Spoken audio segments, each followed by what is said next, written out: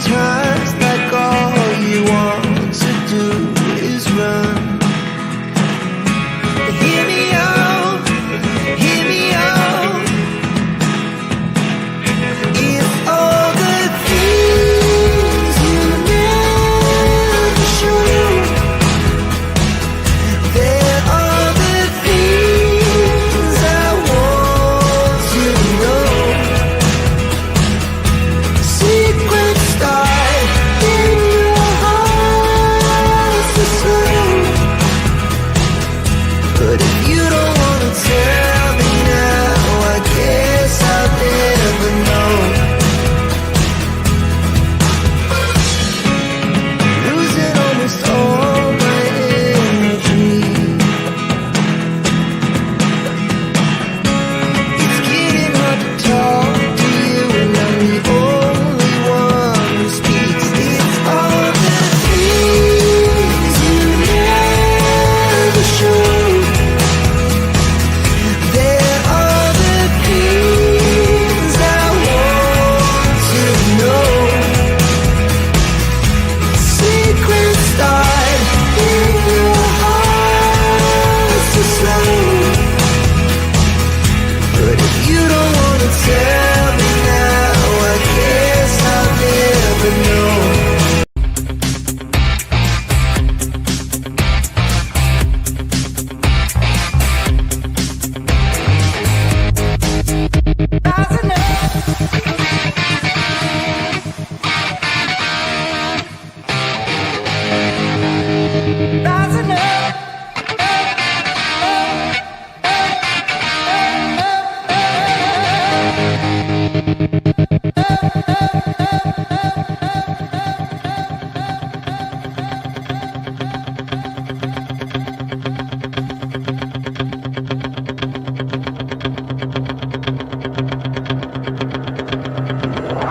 Rising up, back on the street. Did my time, took my chances. Went the distance, now I'm back on my feet. Just a man and his will to survive. It's the eye of the tiger, it's the thrill of the fight. Rising up to the challenge of our rival. And the last known survivors don't sit prey in the night. And these watching us all in the eye. Face to face, out in the heat. Hanging tough, saying hungry.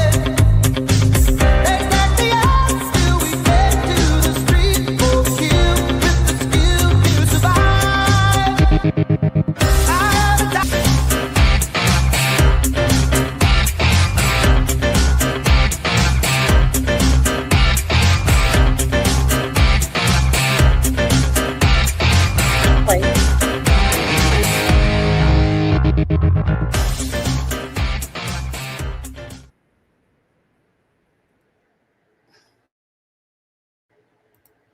Oh my goodness. I don't know what's just give me a sec, guys. My computer is being slow. So you're staring at it. There we go. What the heck is up with that? My computer is all of a sudden being very laggy. It's Wondershare. It's doing it to me. I literally blacked out my screen on me. Anyways, sorry for the wait. Charmaine, are you good now? I can't hear you. No. Okay. Charmaine went and set up her. Do you want to come in through your phone instead, Charmaine? Yeah. Okay. She went in and reset up her podcast mic instead, and for whatever reason, she's having issues on that. But anyways, so sorry for the wait. Of course, it's Sebastian's 1 year, so thank you for joining. Again, thank you for anyone who put on their avatars for Sebastian for the 1 year mark. If you do want to put one on, you can find it on the community post. I have it there as well. So let's just quickly say some hellos before we get going here, you guys. And I think that interview thing starts in about 15 minutes. I'm not the fastest. I'm on Nashville 17, but I really suck at that stuff sometimes. Where's Ben? Sharon, where's Ben? you know, Ben, he just drops a link in no time at all. So if anyone happens to find it before I do, send it my way, please. Okay. Um, hi, Willie. Willie, what? Willie. Willie. Hi, Willie. Thank you. Hi, Patricia. How are you? That's a great thumbnail. Yeah. I just want to keep it simple and nice, you know, for there. Uh, like I said, I can't believe a year has gone by. Neither can you guys, I'm sure, on there. Let's see. Sharon Parker's, of course, in the house. Crafty Mom, hello. Hello, Irish girl. How are you? Do, do, do, do, do, do, do, do. Why am I don't know why I hum Christmas tunes. Do. American Justice, that's Melissa. She's in the house. Um, she nearly jumped out of her skin. Streamlabs, again, you guys just please honor Sebastian, and in saying that, please hit that like and the share. This one will be, like I said, I mean, we're all waiting for the interview. I've done a special video for Sebastian as well for the 1 year mark. And but if you guys could hit that like and share for Sebastian, to be honest. Patricia Burns. Hi. On there. Charmaine. Oh, yeah, it seems like she does. Charmaine doesn't usually have issues too often, but lately more so she does. Hey, yes, Dubs, how are you? Good evening. Your support with Steffa. Hello, lovelies. Okay, and I think that's it. That's it for now. Anyways, like I said, smash that like button if you can. Try to wait for just Charmaine in a sec, but Melissa, I know you're not. I know Melissa's not feeling too well, guys. She's been very sick lately, and stuff like that. So she's here and present at the moment, and Charmaine is still trying to fix her issues. She'll come through her phone. At least there, she doesn't usually have issues with that one up there. Let's see. Let's see. There she is. Hey, Charmaine. Am I working? There we go. Now I hear you. Yeah, that's perfect. Thanks, you guys. Okay, so again, well, Charmaine, that's Charmaine, of course, and Melissa is American Justice Channel. If you guys haven't subscribed to her, she'll drop her link in just probably a few minutes here. And hey, Kelly, the OG, how are you tonight? But again, tonight marks a very special day in the sense of it's Sebastian Rogers' 1 year, a very sad day, but also, you know, a day that, well, it's an anniversary day, sad anniversary day on there. It's a very confusing case. You guys all know that. Do, do, do. So let's see. You know what? I think what I'll do is we're at 6:48, and I believe that Melissa had sent me a couple-minute video on this one. I'm pretty sure you did, Melissa. I think it was this one here. Yeah. Let's just quickly watch this one here. Stop screen. And we'll put this one out just while we're waiting here. So let's just turn up the volume on this one and play this for a second. Well, today marks 1 year since Sumner County teen Sebastian Rogers disappeared. In the time since, his case has gained national attention, even attracting celebrity county or bounty hunters to the search. Well, the 15-year-old boy went missing in the middle of the night, and no one has seen him since.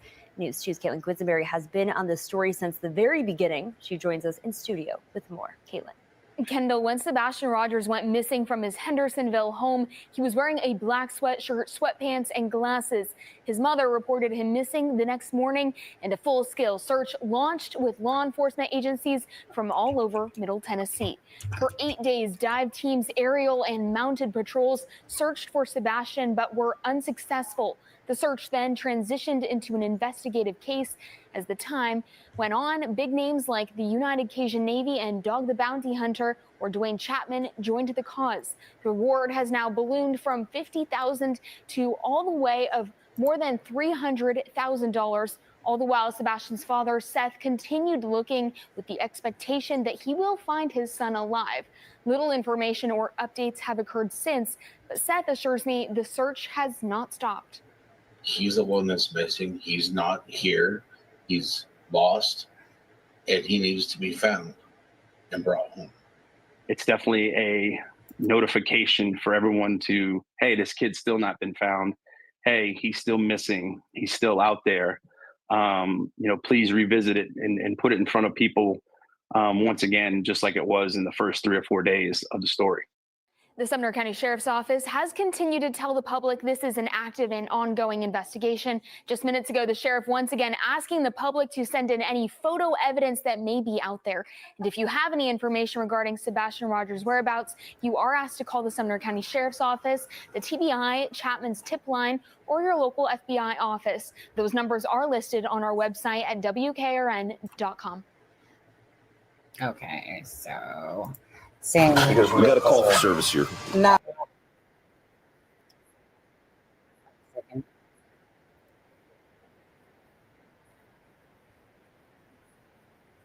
Gotta close that one off there now. All right. So sorry. So I think what we're gonna do is it's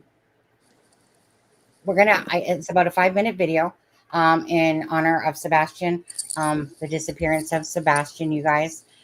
So we're going to play that and then perhaps play it later during the live. But again, for anyone coming in, please hit that like button and the share in honor of Sebastian and his disappearance. And I want to say to any family members, of course, teachers, friends, relatives, whatever, that are really missing Sebastian Rogers, our hearts and prayers go out to you.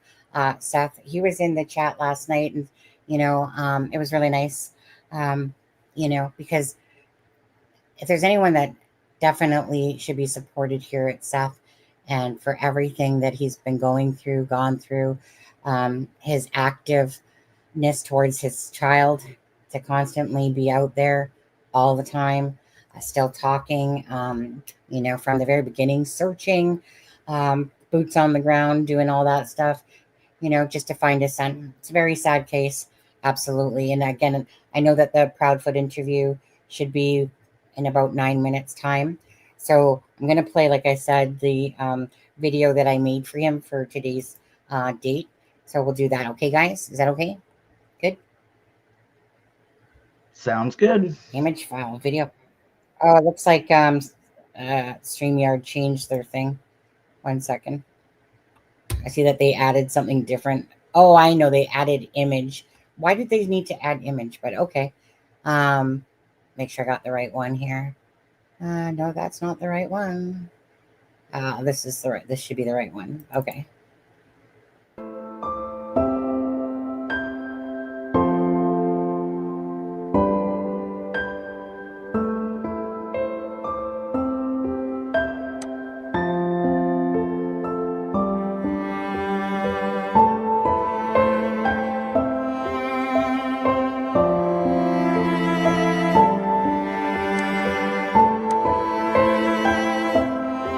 They covered everything there, but there's stuff elsewhere. I mean, we got a lot of territory to cover, and it being over a month, he could be anywhere currently. So I'm searching everywhere. Any progression that might show hope in this search? Oh, I always have hope. Can't take that away from me. And how confident are you that Sebastian is alive, and what do you think he's doing right now? Pretty sure he's probably playing video games somewhere. Nobody's letting him, whoever's got him, they're not letting him see the regular news. They're not letting him surf the internet. Or else he'd know that I'm looking for him. Green tea! You're so goofy. My feet, they're on the ground. They're never going to leave the ground. I'm going to find my son. Sebastian Rogers disappeared from his home on February 25th of 2024. If you could please do your part and spread the awareness for Sebastian Rogers. We've hit the 1-year mark and still no trace and no sign of what happened to Sebastian Rogers. A Norfolk night, the world is cold. We stand surrounded, we are not alone. Within my reverie, there's holy light. Without an honor, we stand and fight. A Norfolk night, the world is cold. We stand surrounded, we are not alone. Within my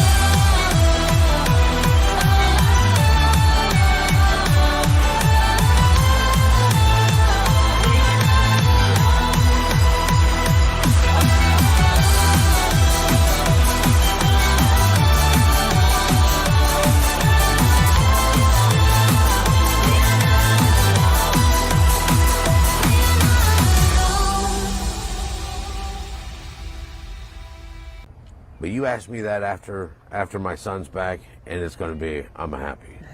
All right? Because in law enforcement, it's always goal-oriented, you know? Go to work, put a smile on your face, get the job done. I know that they're putting their effort, 150% effort into this. And I appreciate that. And I'm hoping it will pay off with fruition. Well, I'm wanting to watch him finish growing up. Do you wear this every day? Talk to me about this shirt. This right here is my own billboard to find my son. People notice people. People notice what people are wearing. So I am a walking handout. I have these in my car. How do you select that photo? It's so cute. Because it's cute. It's got a smile. It's the last picture I took of him. Steve, I am tiger, it's the thrill of the fight, rising up to the challenge of our rival, and the last known survivors don't sit prey in the night, and the virgin of every eye. Sebastian Rogers has been missing for 1 year. Please hit that like and the share and keep Sebastian's name out there. Thank you from It's a Criming Shame and American Justice. Sebastian Strong, Sebastian's Army.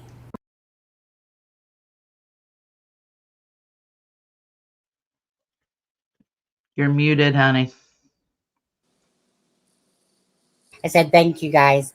I just wanted to make it a focus of something that was not too fancy and whatever, but the main point being, to put the message out there, find Sebastian, help me, find me, all that stuff. So I wanted to put Seth in there talking about, Sebastian, especially when he says he's probably out there gaming, type of thing and stuff like that. But just put a little bit of that message from his father, because his father, like I said, for me, for you guys too, I'm sure a lot of you guys, to watch Seth, breaking down still the year later, working so hard to find his son, just breaks my heart. So I wanted it to be a tribute for Seth, but to his son, and for you guys, for people just to put it out there so that other people, right, can see the focus of that on there. So now, you guys, it's 7:00, which means it's 9.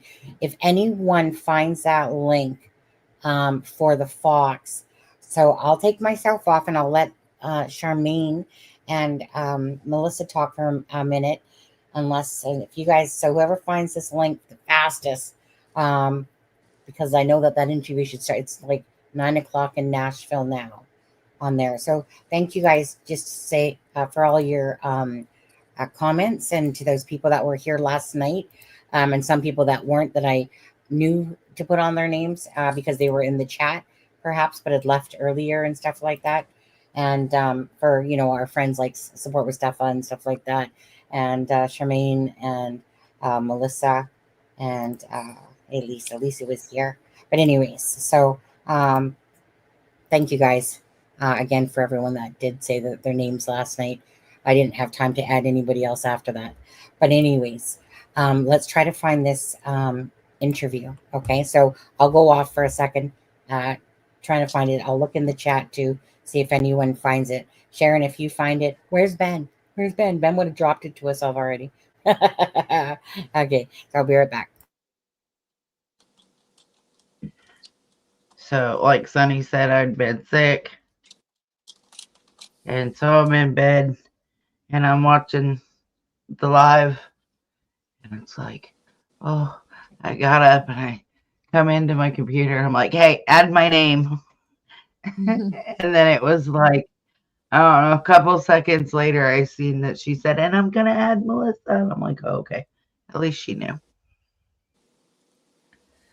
So Are you going to drop that video separate, Sonny, so that we can share it?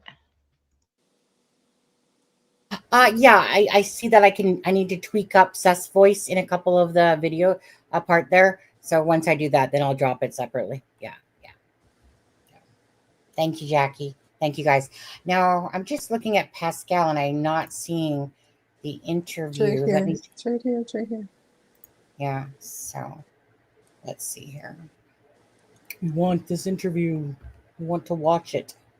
So, anyways, I'll keep looking here.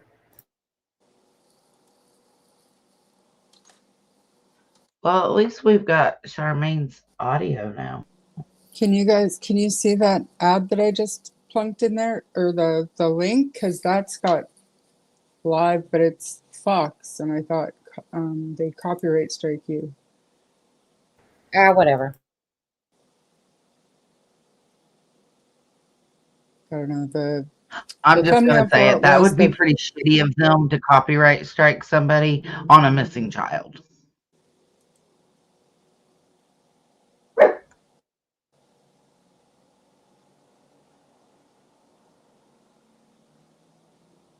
yeah. I don't know. I'm pretty sure that's it, but I don't know for sure.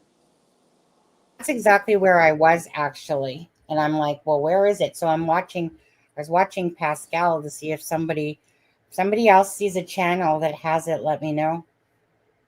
Because yeah, I mean, the thing says it's for 9 o'clock, and it's 9 o'clock Nashville time. Let's see.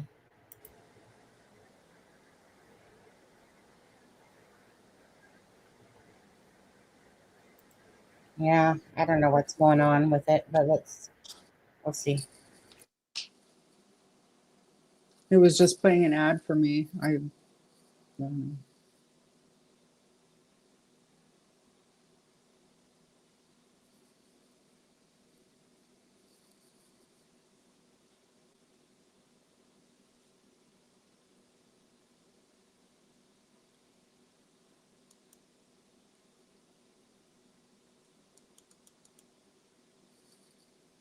They're talking about Brian Cover.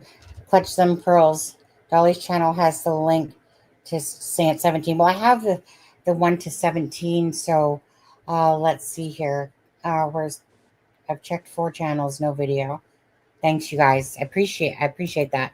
You know, appreciate you guys doing that for sure, to look around, because you guys know we all want to watch it. So yeah, so sometimes I look myself, go to the other channels and see, okay, does somebody have it? Okay. Anyways, go ahead, Melissa, if you can just take over and Charmaine for a sec. I'm just gonna pop around again. Okay. I don't even know if they're going to Yeah, stream it I've got a live. couple channels too and haven't seen it. I don't even know if they'd stream it live. Like, I don't know. Well, Oh, no, I would have thought they would have dropped it by now, but I mean, well, that's just it, right? You would think so. I mean, right now they're showing Giglio got Rex Heuermann. Watch them be like tomorrow night. I know maybe they're like, oh, you know what? We screwed up. We meant to put it for Wednesday night. Because most people have it in their head of the 26th, right? But I thought, well, they were talking, and one, like that WS would do this because they're both out of Nashville. Like, we'll do it this night. We'll do it the next night. I think it's yeah. Yeah, it's definitely. Yeah, but this is just, yeah, it's pre-recorded, but this is just the live news. Like, they usually don't, I don't know, they'll probably do their focus story in the middle or towards the end of the broadcast. Usually, like here, usually that's what they do. Yeah. Because it's not like breaking news, right? Well, you know what? So if anyone comes across it, let me know. Up until that time, you know what? We're gonna watch Sweetie Pie Low and Donna Serafina. That's what we're gonna do. I'm curious because Sweetie Pie Low is like, she's an amazing person. Donna Serafina too. I remember them from the Suzanne Morphew case. But anyways, I noticed that they did. It's been a long time for them to be together. So let's watch that while we're waiting. Okay. Let's see what they're gonna say. My friend and as a person I really admire, Donna Serafina. She is a wonderful, very talented, very amazing, gifted medium. And she has been working on the Sebastian Rogers case really since the absolute beginning, Donna. Really. Right. Within a couple of weeks of seeing another YouTuber sitting there talking about Sebastian every day, I just shared it to my YouTube just to help him get the word out. And then I decided to do a reading on Sebastian. Yeah, I was thinking about it last night. I was like, when did I become aware of Sebastian Rogers? And honestly, I think it was you that told me about that case. And you were having people, excuse me, recommend that you work on it. And then I think you gave it some deep thought, talked to Seth. And then I was like, okay, I want to look into it too. And that's when I started making phone calls like I do in pretty much every case that we cover. I always try to find out something, right? Right. And then we came together and we started talking about it. And we though we have been quiet for the last several months, it's been, we've both been going through our own stuff. And it's not because we didn't want to be here. It's because, honestly, it turned into a big drama fest. And there's nothing. With Sebastian? Yes. Yeah. And I'm sure you've been hearing about it. Have you been hearing about it, Donna? I don't listen when it starts turning to the gossip. So how I feel is every case has the same pattern. You could lay it down on every case where when there's information that comes out, a lot of YouTubers talk about the information. And then when the information dries up, there'll be a subset of YouTubers that either makes up stories that out of thin air or just gossips and tears people's lives apart. And I don't even watch that. So I did watch the Lore Lodge interview the other day. And and I just felt like I could see the devastation and despair. Yeah. I mean, with Seth Rogers and the father of Sebastian, and he's been looking for his son, just running himself. You could tell he's devoid of energy and just very depressed. And I just felt, I feel like crying even talking about, I identify with the sadness, and I'm very, very sorry that he's in that position. And even worse when other YouTubers make up gossip just to get clickbait, clicks and baits and this and that. Although, on the other hand, even though it's such a horrible thing, I can't even say, it's kind of sickening, but it does keep the name out there. But still, it's just, I think it goes a little over the edge when a person is truly looking for their missing child, and people are just trying to tear their lives apart. It's just uncalled for. You're right. And there's an important point to make about all this. And that is, if Seth was such a Chester the molester, why would Katie have left her son with him in his custody every other weekend? Right? If you were truly concerned, if he was, let's say, a predator, like certain people allege, she wouldn't have trusted to have her son in his care. And I didn't even hear about that. I heard them asking Seth how old Katie was. He said he didn't start. She was over 18 when he started going out with her. Okay. And I think, what is he, about 10 years older, maybe 8 years older? I believe it. Yeah, it's substantial. Like 10 years maybe. Yeah. Yeah. I think when you're around, like my boyfriend, when I was 21, was 7 years older. I think that's pretty normal. And the fact of the matter is, what does that have to do with who murdered or, why this child is missing? Right.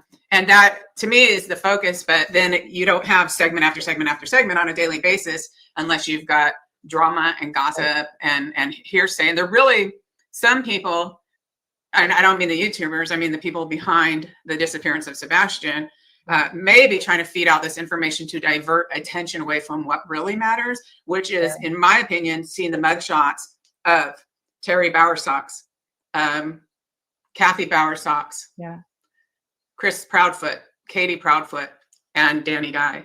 I think I would like to see a news segment with their mugshots, but I'm not saying they did anything. I'm just saying that's what I would like out of all this. Just tearing some. Can you imagine? I would just tell you, I saw my daughter in the morgue. Her body was blue.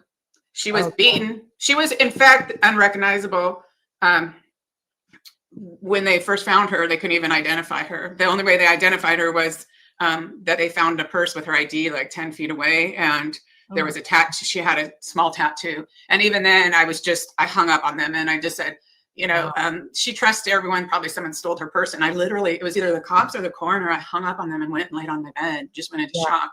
And so if you imagine that Seth has been going through this just utter, Seth is a person that moved across the country and rebuilt his entire life so that he could have a relationship with his son. He's a person that has spent his days off building this relationship and taking his son on hobbies and to different things. And it's just like, he's devastated. And will he even survive this? I mean, Sebastian is his life.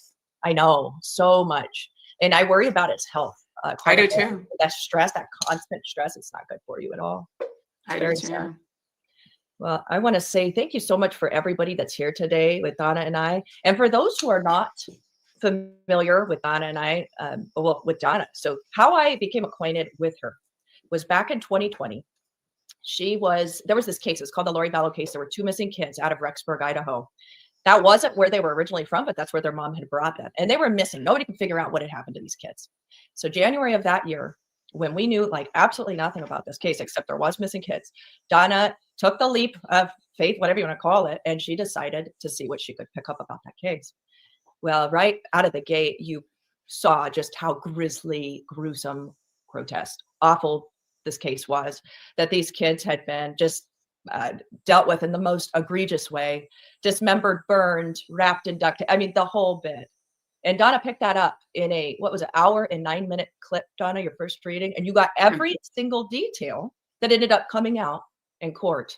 Actually, it came out when the kids were found by the FBI. Like 1 4 or second, 5 stop months. screen. Let's just we go to. 1 second. On. And an exuberant smile that have been missing for a year that Sebastian Rogers has gone without his favorite things. What can we barely hear? Cats are the number one. He loves animals, almost all animals. Animals, video games, books, Why's and it any so low? chance in the pool. He loves water. He swims like a fish. Sebastian also missed his birthday. December 7th.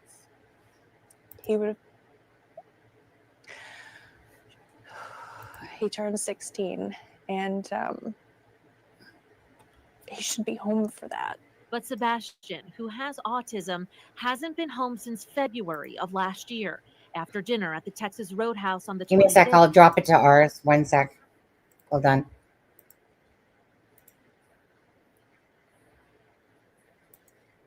It was a normal night. It was a calm night. That turned tumultuous by the next morning. It was when I went in his room and Too many things playing there. Can you guys say okay? He wasn't there. He wasn't in his bed. Katie says she frantically searched the house and drove around the neighborhood at 6:30 a.m. until she and Sebastian's stepfather, who says he was away for work at the time, called police. We need you to search your properties every day. But an Amber Alert and an extensive week-long search didn't yield one significant lead or even a glimpse of the boy on any doorbell cam video. Days later, investigators combed through a landfill 2 hours away, still saying they had found nothing. There is no evidence to support foul play is involved in the disappearance of Sebastian. But at this point, you don't rule it out. We're not ruling anything out. For the next year, any activity involving Sebastian's case would fuel droves of online followers and even a restraining order against one YouTuber. There were quite a bit of people that were, sending some very threatening and hateful messages to us. What would you say to those people? Just stop. Fox 17 News sent the Sumner County Sheriff's Office, the lead agency in the investigation, a list of questions in anticipation of this story, including asking if there are any new leads, what kind of evidence detectives have vetted, and if investigators still believe there is no indication of foul play. Sheriff Eric Craddock responded in an They just email freaking saying, dox "This that is an shit." active and ongoing investigation. We continue to work with our state and federal partners. We will continue to seek a resolution in this case." What do you believe happened to Sebastian?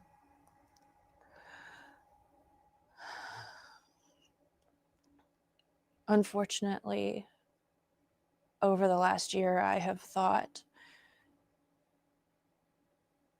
every single day, night, every moment of every possibility of something that could happen to him, where he could have gone, if he had gone with someone, if someone took him willingly, unwillingly, if he'd run away and got lost, if he'd a million different things. And unfortunately, I don't know. But Katie and a private investigator she retained believe this piece of surveillance video taken the night that Sebastian went missing could be a lead in the case. 1217, Oh my a couple 100 yards away, there's a figure. The Sumner County Sheriff said the video has no relevance to the case, but the Proudfoots aren't dismissing it until the identity of the person is confirmed by investigators. Unfortunately, any possible break in Sebastian's case has gone nowhere. No child goes poof. He's somewhere. Sebastian's father, Seth Rogers, has also endured a year without his son. Sebastian, son. Seth brought in a team offering their own reward of $347,000. That's on top of the FBI's $50,000 reward. To stop looking is to give up hope. Hope that's still evident among volunteer searchers. I'm not going to stop. Missing signs and ribbons in Sebastian's favorite color. And God, right now we're seeking you to reveal the truth to us. Katie says detectives searching for that truth left no question unasked. Lie detectors. Yes. For yourself and my husband. Which Katie says they passed. We don't know what investigators say about the test, but Katie says they have searched her home. Thoroughly, many times. Cadavers, searchers. What do police tell you at this point? What do they think? Unfortunately, that they have zero evidence. Zero trace of the boy with a smile that's imprinted on countless hearts, especially, Katie says, on her own. I would just like to tell my son that I love him and to know that we are never going to stop searching. So a lost smile can be found. Anyone who believes they may have seen Sebastian Rogers should immediately call 1-800-TBI-FIND or the Sumner County Sheriff's Office. There is a vigil for Sebastian this Saturday, March 1st at 2 p.m. at the Celebration of Life Church in Hendersonville.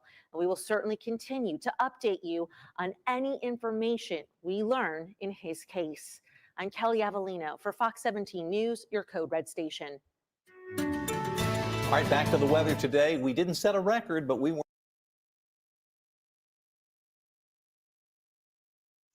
I just gotta say, at one point she said she got ready to say he would have been 16, and she caught herself and changed it.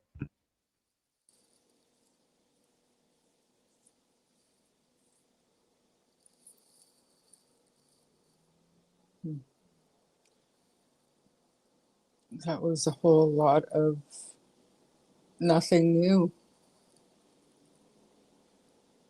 Another nice one, as I mentioned, for Wednesday. We are County Sheriff's Yeah, I mean, Office. she wasn't even There's a crying. Sebastian this Saturday, March 1st at 2 p.m. at the Celebration of Life Church in Hendersonville.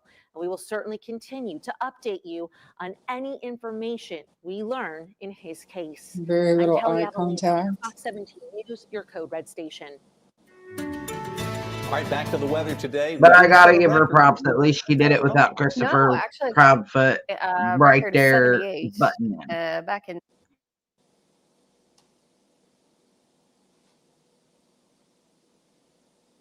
But she also doesn't look like she's under a whole lot of stress and missed any meals. Just saying. No, but I mean, it was a good point in chat too that, heavy drinkers, they will puff up. They'll get puffy and bloated. Yeah, And I didn't that's kind spot of what it any. looks like to me. True. I was gonna say they weren't lacking any alcohol when they did that interview. Near the beginning when Sebastian, because you could see it on the counter, tons of alcohol. And so Seth had made a point, it said that they were doing that. So, anyways, a bunch of nothing. Now, all I keep going in my head is when freaking cousin Yada there, I believe it is, and I think it's cousin Yada or whatever, was saying, that about Katie, that basically she got everything she wanted, and she goes, "Oh, you mean the fake tears?" when she was watching the thing. So, yeah, this relative of Katie's, Yada, like I said in that. So, like I said, at the end of the day, they might have absolutely zero to do with this at all. again, they ran with that bullshit story about the person there. Oh, of course, the Proudfoots would think, well, you know what? Until we find out who that person is, we're going to hold on to hope when they know it's a useless piece of video footage. But no. But anyways, that's just. But they're not going to tell them who that person is. The law enforcement is not going to tell them who that person is or anything. They're just going to say no evidentiary value. Same, Katie yeah. wants law enforcement to be like, it is Joe Smo from 1234 Talon Lane. Yeah. That's not going to happen. Well, hopefully the interview tomorrow, I think, will be better. Because I think it's both of them. So that's probably the one that they had their lawyer at, was the one I'm thinking tomorrow. But who knows? Maybe the lawyer was there for both. Yeah. So, yeah, there's nothing. I mean, watching anything of this today wasn't selling me on nothing. That's still not making 200 and whatever 80 days it took for her to get her butt on an interview. Because this is just my thoughts.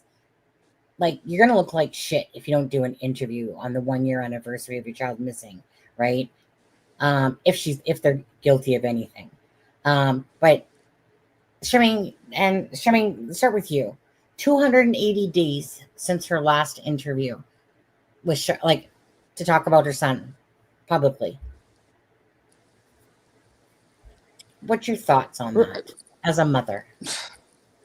So many, just ridiculous. Like I mean, I keep saying, thank God that I cannot relate. However, I can safely say that once I got past the shock and kind of, not even get over the worry, but once I got back on my feet, like, give me a couple of days to absorb what's going on, you wouldn't stop me from getting his name out there and answering questions and giving more information there. I certainly wouldn't have a fucking lawyer sitting beside me to represent me. Like, what is that all about? And I mean, why are we asking the same questions that we know the answers to? Who out there is going to be asking them the hard questions? The stuff that we know now after a year, we know that there are gaps. Let's ask questions about those gaps in the timeline. Yes. Just ask. And if they can't, maybe that's what the lawyer's there for. We can't talk about that. Because we know TBI, nobody's telling them not to talk about stuff. That's just them. And that's the joke of it. So who's going to ask the real questions? Like, that was just pathetic. And to think how many people are sitting on the edge of their seat waiting for that shit. How disappointing. This one for sure. I think the one tomorrow is going to be a lot better, though. I think it's going to be because Christopher is in it. You know what? Yeah, like let's just see if they you know what I mean. You can tell that Christopher's probably going to take over the chat.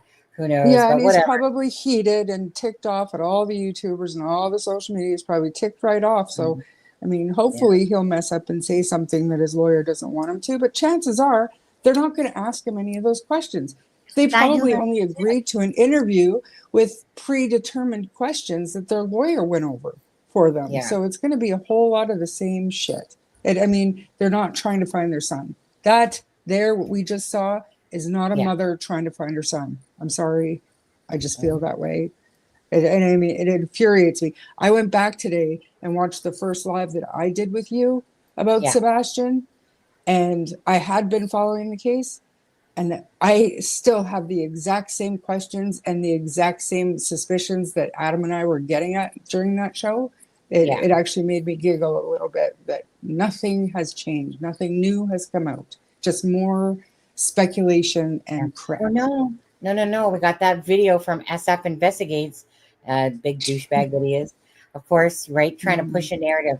That's always what it feels like, right? Like, even I can never even forget when I watched Web Sleuths originally, but when I went back and watched it again, like, that was such an opportunity, unfortunately, for Christopher Proudfoot to talk, and he kept making everything about himself. It it was an opportunity for Trish and that to try to get in questions, but Chris kept doing this, like he's too busy paying attention to chat and what they're saying. He was going off the rails, and it was all nothing really to do with Sebastian. It kept being about himself. Narcissist. Douche. But anyway, how can you say that you're looking for your child when that is what you participate in after, like you said, 280 days? That's the best you've got? Exactly. Right. So yeah, this was a definitely big fat flop tonight on this interview, on this particular one. Big deal. You're just repeating the same crap. Okay. But if you're doing a story on them and you're the news and you're putting the news out there, just to keep the awareness and the 1 year anniversary, but with the expectation that here there's this interview with Katie Proudfoot and that's all we got. Seriously? And it's just like a whole bunch of freaking nothing burger right there. Or what you said, she said that used the term in the past for his age or whatever. Said Melissa there. Yeah. She caught herself, though. There were a couple things she did that I caught. And one of them was when she said he would have been, and then she stopped and caught herself and changed it to he's 16. And then also when they asked her, what do you think could happen to him? She closed her eyes for an extended period of time. And anybody who studies body language will tell you, go watch Dr. G, that they are trying to not face whatever it is they're talking about. So those are all signs of guilt. She's talking past tense. She's closing her eyes like she doesn't want to remember. Well, she didn't. She doesn't have eye contact. Barely any. Sorry, you guys overtalked each other. What did you say there? Eye contact. There was very little, if any. Oh yeah, I was going to say that too. The eye contact. She always has this habit. No, maybe it's not a habit, but she always has this thing when she's doing interviews. It's like she acts like she says she's playing with Sebastian's picture, but her eye contact. Yeah, it's always looking down.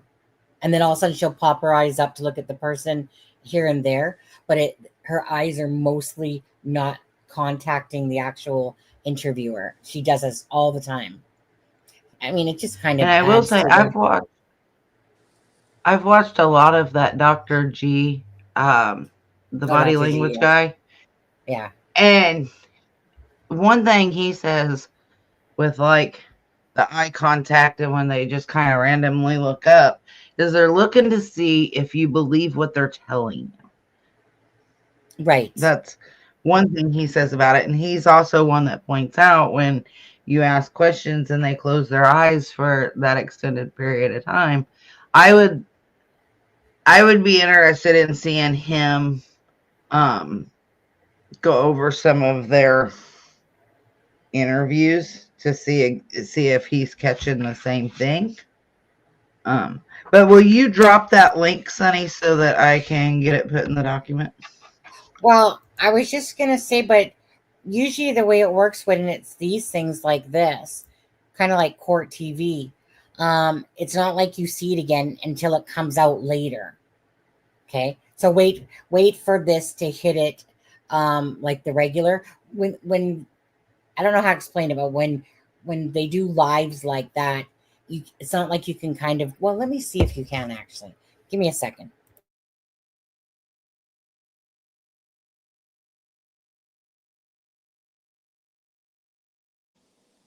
Not sure why, but my phone keeps, I don't know if you call it buffering still, or, back in the day when you used to have to reload a page or whatever. It's doing that on my phone. So I'm missing every other word. So didn't hear what you said there, but wasn't important. Okay, I was gonna say. So yeah, no, Melissa, I can't. So when it drops later as a video type of thing, that's when we can get it. But usually when they do ones like this, okay, right? It's like that's why I couldn't go back to play it, because it only took me back to towards the end of Sebastian, because the live keeps moving. Yeah. So unless you're recording it, other than that, you have to wait now till it drops as the link in a few hours. But anyway, yeah, that'll be interesting to actually be able to stop and go back and really take notes on it. But like I said, the three main things I noticed is she started to talk about him in past tense. She kept closing her eyes, and she had little to no eye contact. Yeah, but she barely said anything. Like that was. I know they probably had an hour-long interview with her, and they picked out like the most generic questions to her same old bullshit answers. Like it was very disappointing. Very, extremely.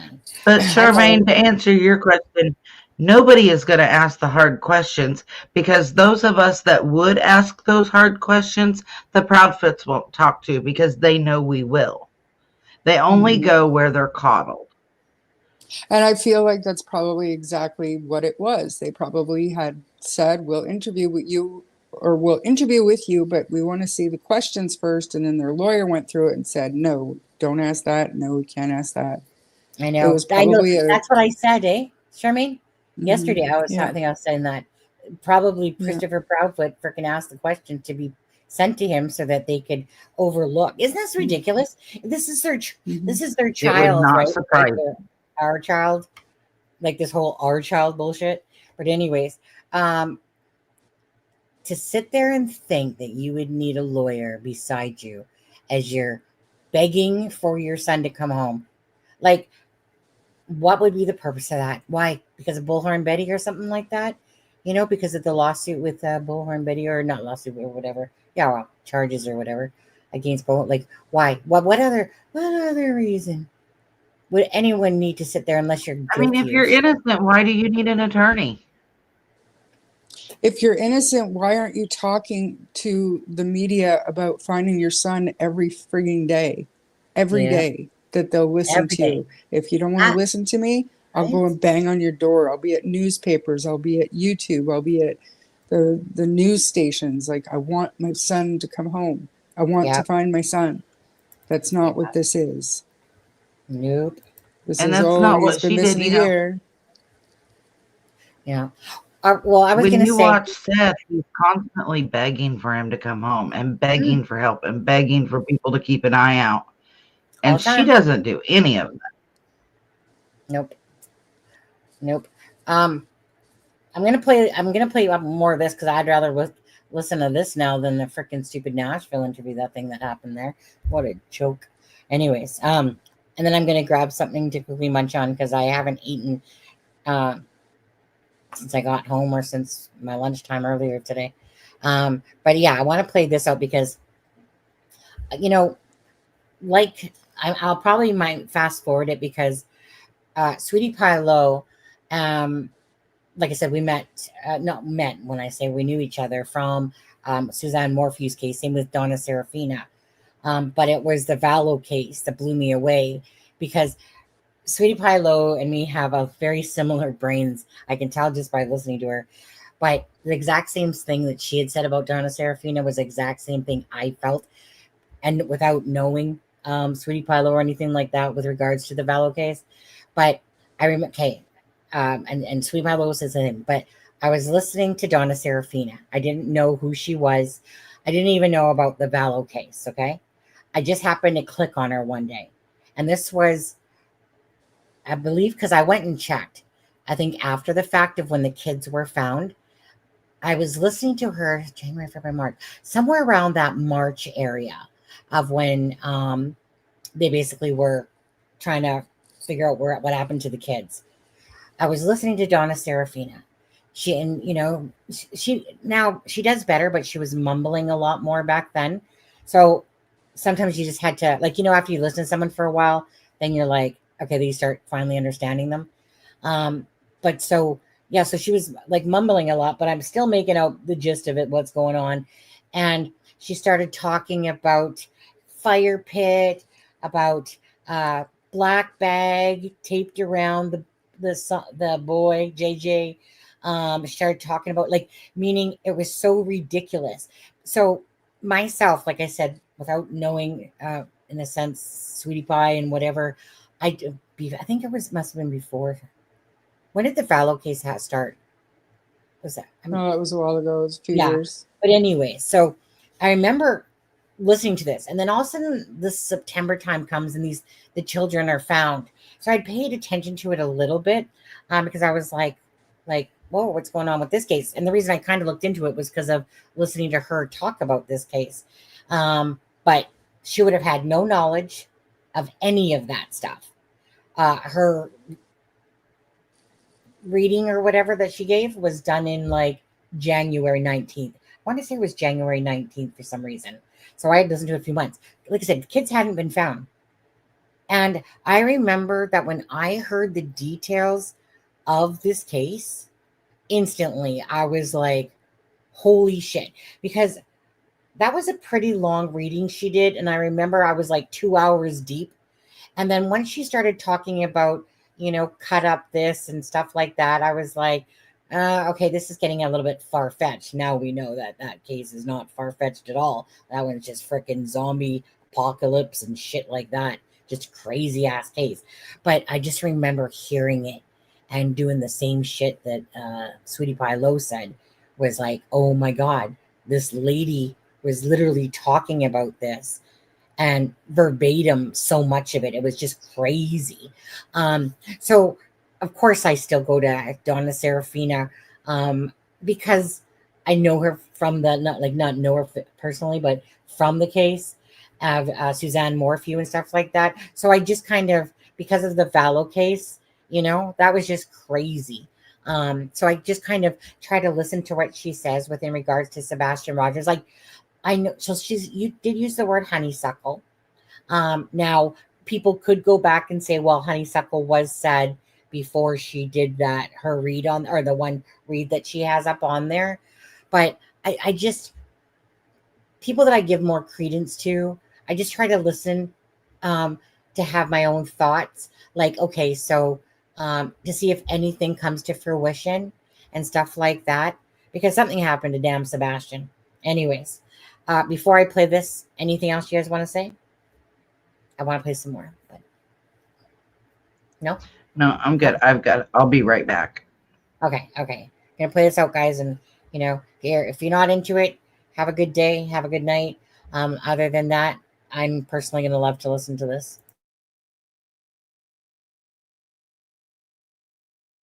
Series to be done on just how remarkable and bizarre that was. It was a very shocking case, and the reality is my daughter did bring me the victims. I mean, these 4 victims were in my house. Actually, I think there's 5, but the known ones were in my house for. So no offense to Donna Serafina, but I am going to fast forward past this part. You guys can listen to the full thing if you want, but I want to get to the Sebastian part of it. So let's see where it goes. And I've never seen demonic activity, and about what I saw, as if that's the situation, because and put that disclaimer over and over. At one of the first things I said in that original reading, or do you want to start with Chris Proudfoot's statements? Or I mean, Chris Proudfoot has made a lot of statements in the last year that are pretty weird. But we could do that after, or do you want to do the clues first? What do you want to do? Good question. Let's do. You know what? Okay, let's start with the clues, and then we can go into the other stuff. Is that Oh yeah, no problem. Okay. Sounds good. Okay, so I did the one main reading about Sebastian, and then there was other times where I meditated, and there would be like 5 minutes about Sebastian, and then it's other, like I'm connecting with the spirits and praying for people and this, that, or I might pick up a little about one case and a little. And so I went through this weekend, I went through all these little clips, and I made a chart of the clues and kind of how many times they come up. Because for me, it's like, if they show me something over and over and over, then I know it's an integral part of the case. Right. If I only see it once, it's like, because there was one clue, and then I realized, you know what, I think that was the young man who fell in the river over there in Louisiana. That was going on at the same time when Sebastian first went missing.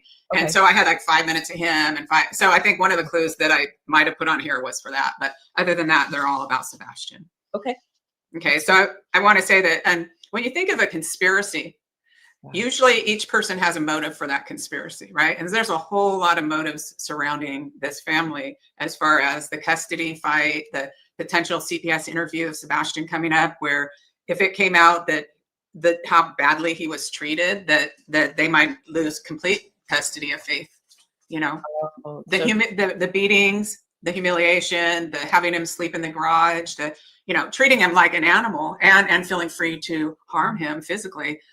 If CPS interviewed him, that could really affect any kind of visitation. And both Chris and his mother wanted custody. So, of Faith. Yes. Yeah. So they all have a motivation. Although I'm not saying they did it, I'm just saying, if we're looking at all the people surrounding Sebastian. Right. And Donna, real quick, do you really think they made him sleep in the garage? Did you see anything indicative of that?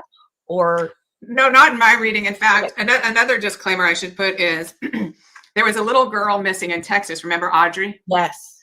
Okay. And what happened when I did a reading for Audrey, which I never uploaded, it's like all of a sudden I'm like, I need to throw up. I remember this. Yeah. What happened was her coloring, not her face, but her coloring looked so much like my daughter. It's so rare. It's like milky white skin with kind of almost white hair. And so when I was seeing this little 5-year-old murdered, it's something that should never have happened. I actually lost it for a couple of days. I was bawling my head off and I was praying to God to never let me see another child murdered and stuff like that. I mean, I was praying for not to see. And then Sebastian happened. So I skipped the part at the house. Oh, no, I did see something at the house. I did see abuse at the house. But, I have to say, taking care of an autistic child can be very challenging. Yeah. My friend who lived across the street from me for many years, her son was autistic and she loved him very much, but there are challenges. Like my son's friend went to the park a couple times. I mean, my friend's son, the autistic young man, he went to the park a couple times and took off his clothes. Yes. So the police brought him home. So, there are challenges and stress. And I actually saw some of that going on in the house. So if you took Chris out of it, even like I kind of saw one time, Sebastian grabbed Katie and then Katie was like hitting him, but it was self-defense in a way. Okay. It was her trying to get him off. So, and I don't know when that was in relationship to all this. It could be that they were just kind of showing me that situation. So they all had a reason why they were stressed out. Like Seth said on that Lore Lodge interview that Chris and Katie were talking about sending Sebastian to a group home. And so it does indicate, though, that they wanted him out of their house. And then Seth thought he couldn't take him for another few months to get everything ready and switch. But then there was another interview with Chris where it was Chris and Seth. And Seth is sitting there saying, I was going to have him come live with me. And then Chris, his eyes get big. Like, look at the body language. His eyes get big. Yeah. And he says, why didn't you tell us?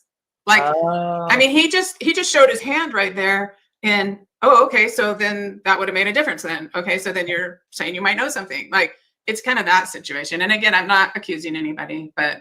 Right. Wow. Okay. Yeah. So you picked up, though, that there was definitely contention in the home.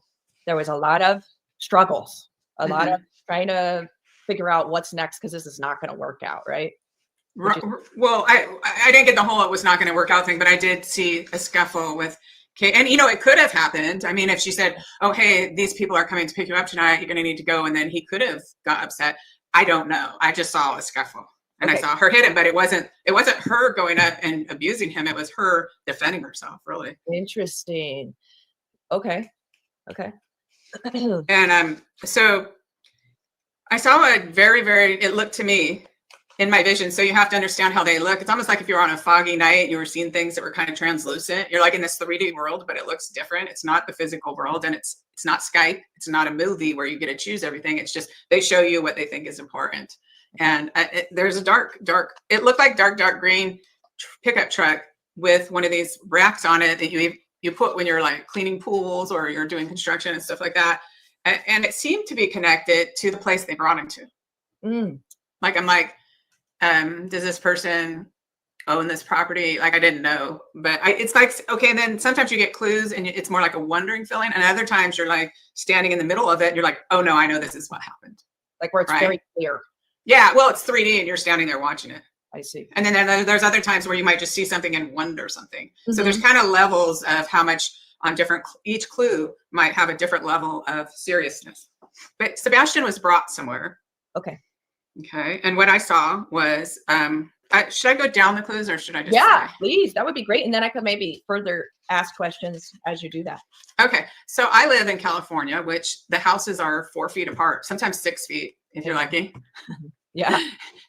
And then when I see these other areas and I'm like, oh, wow, that's out in the boonies. Well, it might not be. It might just be that's because they have big yards there and there's a lot of trees and this and that. Because like at one time I was saying he's not that far from the house, but other times I'm saying it feels like a rural area or like, you know, so there's a lot of trees and stuff. But he was brought to a place, and in the background, I'm not saying whether it's in the mountains or not because I'm not 100% sure.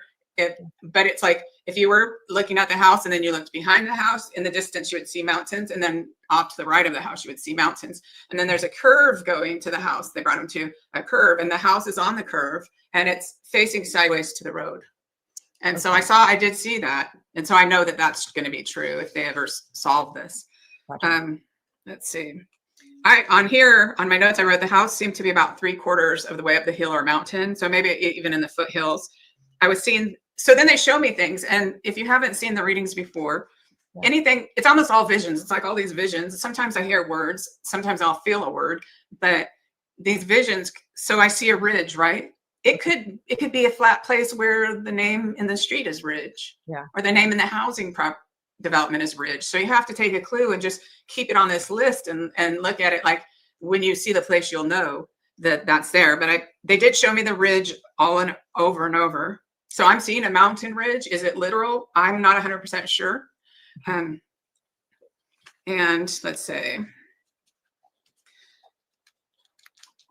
remember I kept seeing the sky? Yeah. Yeah, I kept seeing the sky. And was Chris working? Do you think that's an important, like? Oh, it's super important. For the word, maybe? It could be the word sky. And it also could be, they kept showing me at the top of the house. I saw the ridge in the background. I saw a chimney with smoke coming out. And I didn't say it the first 2 times they showed it to me. And then the third time they showed it to me again. And I'm like, they're also trying to show me this chimney, right? And then a bunch of people say there's chimney top mountains. And I'm not saying he was brought there. It's like, I would have to be there and stand there and look around to see how far that those mountains are to be able to place the house and identify it. But I really feel like these people that did this did not expect for this to blow up like this. They did not expect that. So it's likely that some of them probably had their cell phone. And if the police or the FBI were to look at where their cell phones were the entire night, it's pretty likely that they would be able to find Sebastian. Okay. Interesting. So then I kept hearing, remember Danny O. And remember, this is in March. I didn't know any of the characters at this time. Nina hadn't come out yet, had she? No, nobody had. He had only been missing a couple of weeks, and one other YouTuber had picked it up. Okay. And so I'd never heard that name before. Okay. And but I mean, they didn't show me him doing anything. It just they were giving me the name. Gotcha. They were also giving me custom woodworking, which is what that person does for a living, surprisingly.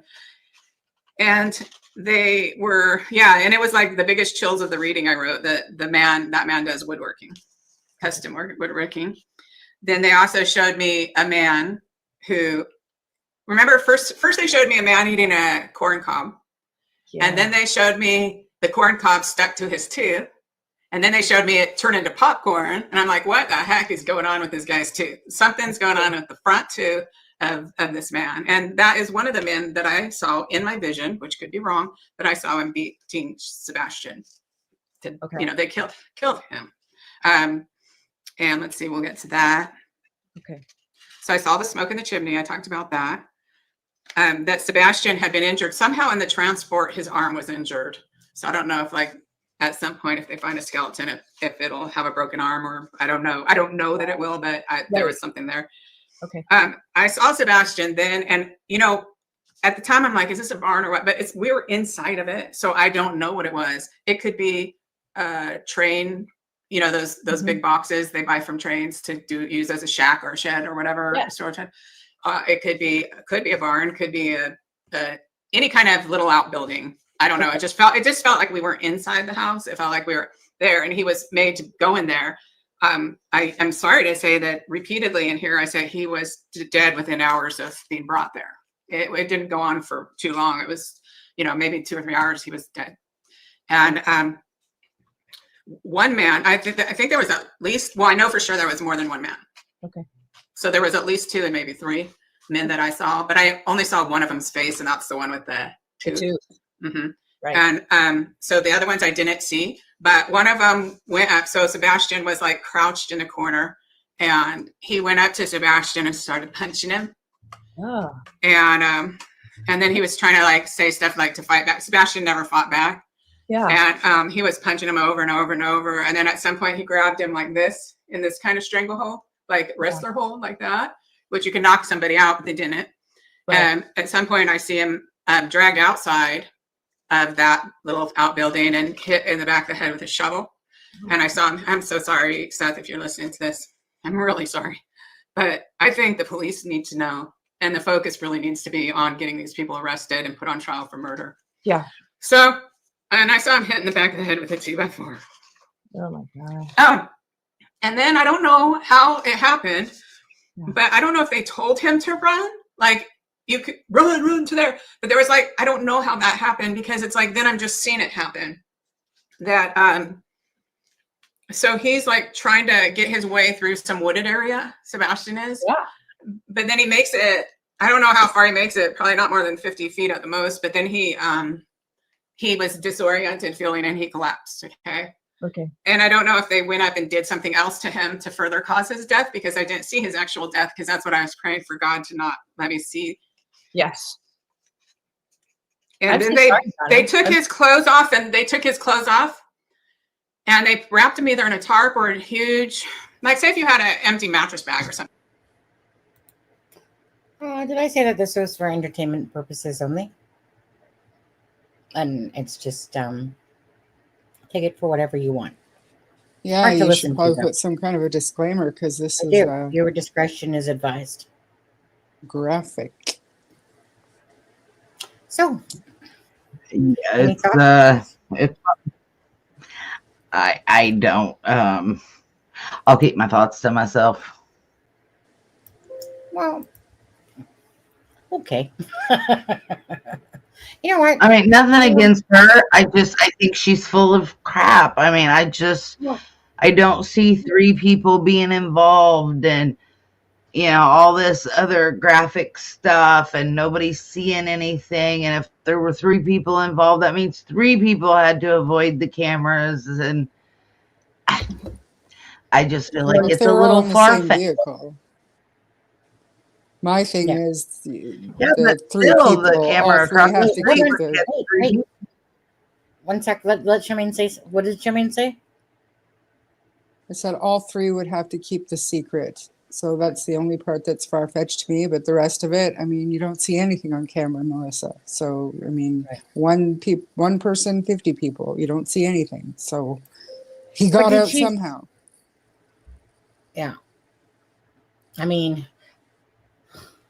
take it with a grain of salt, people. All I know is that after watching the Lori Vallow case, anything's possible with whack jobs out there. I'm sorry, because I only thought that Lori Vallow cases existed in movies, not reality, honestly. But when it comes to like I said, I just listen to it, and I take it with the grain of salt that it is. And if it comes to fruition, right? She could be totally off the mark. She could be totally on the mark. She's pointing towards the sock side of things. Hi, Jackie. Yeah, thank you. Do you remember like months ago, I told you I did a tarot reading on it, and it showed me that Sebastian wasn't alive. Obviously, it wasn't this detailed, but right. I mean, if you believe in psychics, you believe in psychics. If you don't, you don't. You're usually one or the other, never right down the middle until you see proof. Then, it's all up for debate, I guess. But yeah, I mean, the chances of the boy still being alive and well a year down the road with no sightings, no nothing.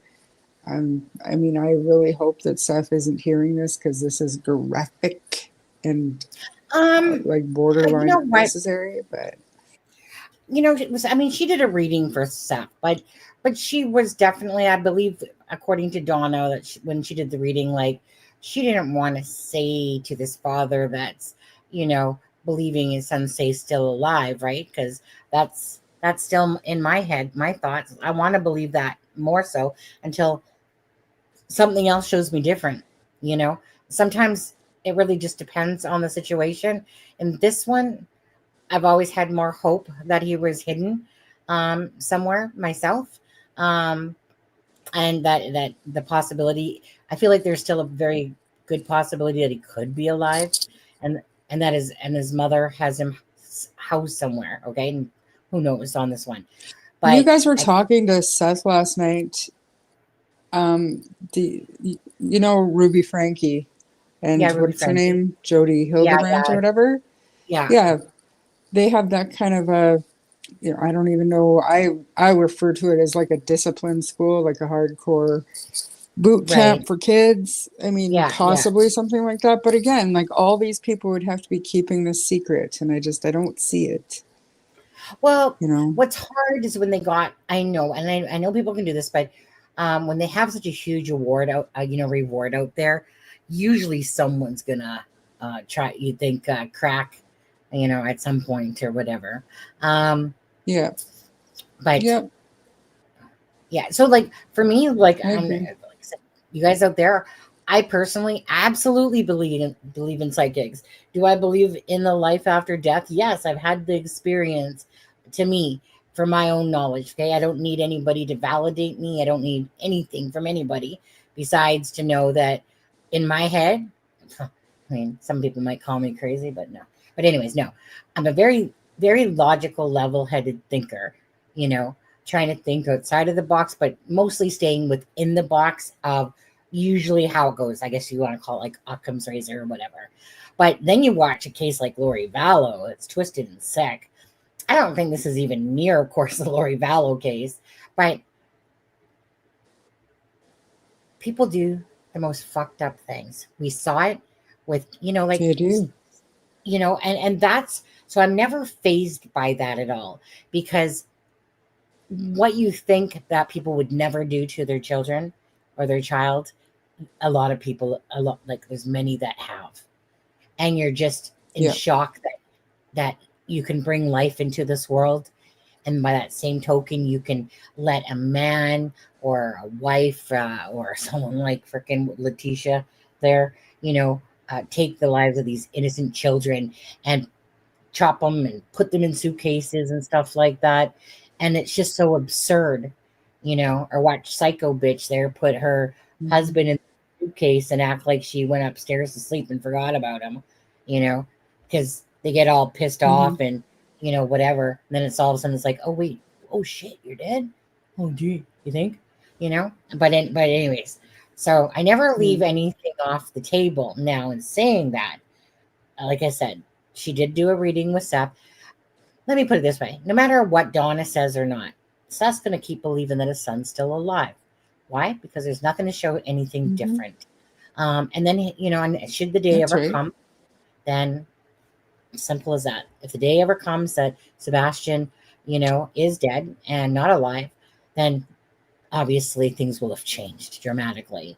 But because of the weirdness of Katie and the Proudfoots and listening to Yada and stuff like that, I still have hope that Sebastian is out there in like what you maybe perhaps either like a Ruby Frankie case type of idea, stuck him somewhere, some relative has him, and money means shit to them at all. The reward money means shit. It's about being loyal to family, helping family. And like I said, the way that Yada spoke of Katie and stuff like that in a lot of ways, it's just food for thought, right? On the different things. But I just feel like they've stacked up so much shit that they might be the guiltiest, not guiltiest people ever, but shit. As human beings, they suck ass. As being good parents, step parent. Like I said, please put me up for adoption if I ever had parents like that, because this is a joke watching this. Yeah. And that little 2-bit video, like, F you, Fox. Seriously, what the heck was that? And it's so sickening watching them pussyfoot around questions. You know, how hard is it to give a goddamn timeline? If you want the public's help, that which they do, because they want, please, everyone hand out flyers. So it's like you can't have your cake and eat it too always, but yet they want to have their cake and then basically tell everybody to, like, oh, like, we only want to cherry pick the good people. We don't want any bad apples in all of this. And all of this stuff too, with this narrative and this dipshit named SF Investigates. Honestly, narcissist, Christopher Proudfoot and him, two peas in a pod, so full of shit. And they really just keep trying to direct things, it seems like. Do you guys take that as well? Like this, like as it keeps moving on, like especially with SF, like, okay, they're not going to tell you who it is. Okay, you moron.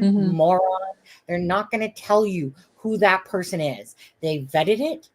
That's all they're going to give you. They're not going to sit there and go, well, let me just give you, like honestly, Charmaine, grab a effing brain cell, SF. Do you honestly believe they're going to tell the Proudfoots, like, well, do, right? And it's just a joke to even think that they would. And to even entertain that. Again, you guys, pushing a narrative there? You think? Right. Right. So, I mean, trying to keep the focus on useless information. And that's exactly what it is. Mm-hmm.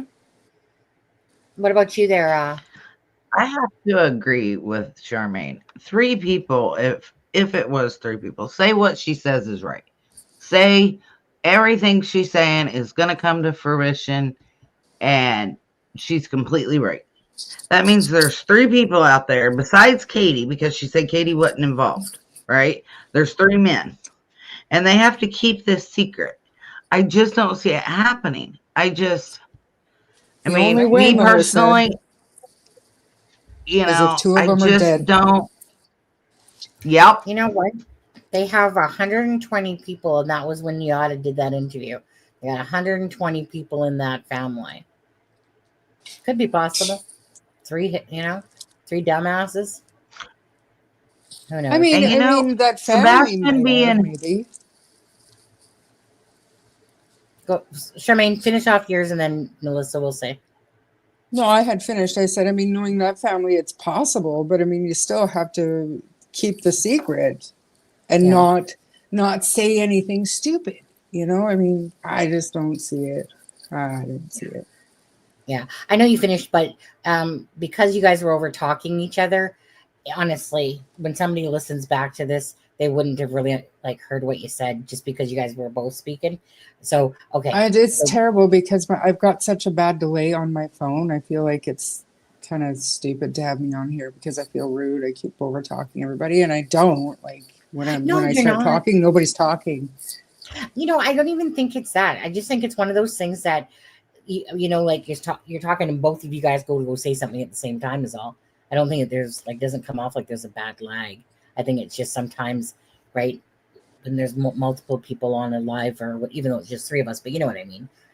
I do it myself too. So I know that it's annoying when I watch it back, and when I used to overtalk people and stuff like that. And I know Adam and what's his name? Lewis. Oh my God, they were so bad at never letting someone finish a sentence and stuff like that, and over talking. And I get annoyed, and I was like, shit. So I try to be very wary of that. But anyways, so it doesn't seem like you're lagging. Go ahead, Melissa. So him being hidden off somewhere, Sebastian being hidden off somewhere was really low on my list. That was right above he left the house on his own accord. But after the Yada interview, it's it wouldn't be that far-fetched. And the family is all of a sudden quiet, and they're not normally a quiet family, and now all of a sudden they're extremely quiet. And it's so him being hidden away kind of went a little further up the list. It's number 2 now. Yeah. You know what? I'm just because I said I was going to do this. I'm going to drop 5 memberships right now. This is my last 5 of the month. Let's see here. So let's see who got one. Just quickly do this. Jessica. Oh, Rick Astley. I haven't seen him in a while. I mean, Joni, Lady Roses, and Kissa got those memberships. All right. And so obviously you guys can use the Sebastian. So congratulations to those people. You're welcome from Mr. Machine on there. But I just wanted to drop those because I wanted that to be part of the Sebastian 1 year to do that. So thank you so much. Charmaine knows all about these things. She's done I them do. plenty of times. Where's the Rickroll? Where's the what? The Rickroll. I'm waiting for it. Hmm. It will come, right? Is it the Rickroll? Yeah, this one does Rickroll. It will come. Yeah, the memberships are the Rickroll. Yeah, it will come in time. But apparently. no matter how you dice this case, it's heartbreaking. And it's been a year. And Sebastian either A, needs to come home. So if you have him, you need to let him go. Or B, his body needs to be found so that we can get the person who did it. Yeah. So and I crazy. pray he's still alive, but I don't know. Okay, you can have the glass half empty. I'll take the glass half full. How about that, Charmaine? You can be steady in the middle of the whole one. I'm going to stay skeptical and steadfast in my belief that Mom is Yeah. not innocent. Okay, her glass is actually empty. Dried up. Dried up. Because Charmaine, right, correct me if I'm wrong here, but you still believe it's like the Letitia Stock, situation. I do. I really do, because and then, like I said, going back to that live that I did last year with you guys, and my thoughts never changed, and our other host was on the same page that something must have happened inside the house because there's no trace of him outside the house. Right. So, and just being fresh off of my podcast about Gannon stock, that was fresh in my mind, and I thought, no, do we have another one here? Because Right. she was able to have the boy in the trunk of her car while the police were there, and then move his body, and then go back and move it again, and then move it again. Right. So, and there's all these gaps in her timelines and what she's been doing, and like, I don't know if people have eyes on her all the time, but they didn't with Letitia, and she was able to get that boy across a few state lines all the way down towards Florida. So, I mean, to me, it's the only thing that makes sense, even though it doesn't make any sense why anybody would do something like that. Just, where's the boy? What happened to him? He didn't leave the house, because you would have saw something. The dogs would have picked something up. They just didn't. You know what I mean? It just doesn't make sense to me, and I'm skeptical. And I need a beginning, a middle, and an end to a story, and none of the shit that they put out so far has any of that. And It's I all have to smoke and agree with mirrors. Charmaine on that. Because the dogs didn't pick him up. Okay? And Nick Barris flat out lied when he did his live. He said that they took and did luminol in the house. Well, not according to Christopher Proudfoot. They No, didn't. they haven't. So, Nick Barris, you're pushing false information. First of all, get your facts freaking straight. But I have to, the facts of the case tell me Sebastian did not walk away, because no, they would have picked up the scent. So Yeah, the facts that's of right. this case tell me he did not walk out the door. Christopher Proudfoot told me he didn't walk out the front door to begin with, and then he started pushing the narrative that he did. But on Smiley's World, he said that he couldn't have left out the front door because there was a light on and the camera would have caught him leaving the front door. He said that in their very first interview. I just rewatched it today, that he couldn't have got one out the front door. I know. And then we played that clip about Smiley's World and the silhouette. Is that the same thing you're talking about? about that there was a light on. So I was like, well, he would have said garage lights, but he's saying if he would have went out the front door that basically there would have been a silhouette scene because there was a light on. And it wasn't the garage lights because the garage lights are on the side of the fucking house, not the front. So, and so is that the one? Remember that miniature clip that Smiley put up about that? That's one you're talking about, aren't you? That is Me, yeah. Yeah, I mean, yeah. Like the fact, and that's I guess why I made that document, because the facts of this case tell me a whole lot.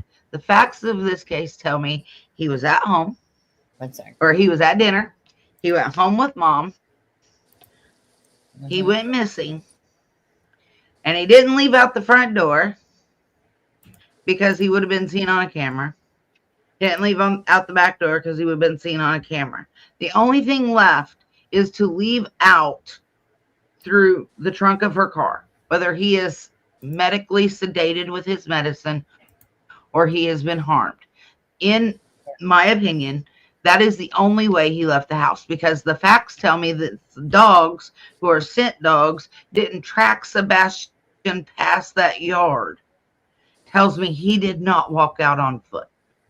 Yeah, let me quickly No, and play in the Letitia Stock case, the police didn't even think to look in the trunk because they were looking for a boy who just went to his friend's house and didn't come home. Right. They take the parents' word for what happened, so they're not looking for a crime scene. You know what I mean? Exactly. They're not thinking I should check the trunk of this car. Same with Sebastian. They were looking for a runaway.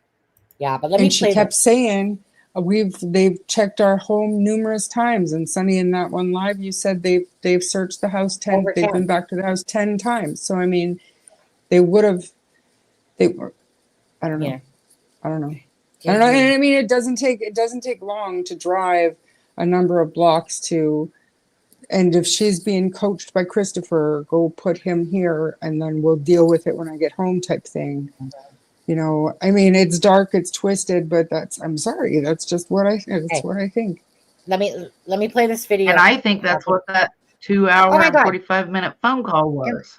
Are you guys ignoring me on purpose? I've said 5 No, times sorry. now. Let me play this video. Sorry, Fanny. I don't have my hearing aid in. I was like, I'm not even muted. I was like looking down going, am I muted or something? Like they're not hearing me. So let me play this video and then you guys can talk about that again. Okay. Because remember, this is the one. I think this is one you're going to know Charmaine too. Because this is from Smiley's World. That one where he talks about that. Okay. Here, just so people can have a better visual, I'll do it like this. But anyway, let me play it and then go ahead. Well, we'll play it. And not only that, but if somebody had been by the front door, punched in the code, believe it or not, no, it's not super clear, but you would have seen a shadow or a figure.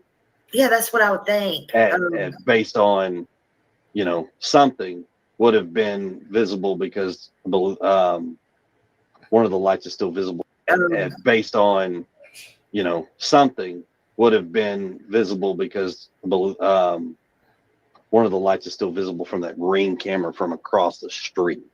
Yeah.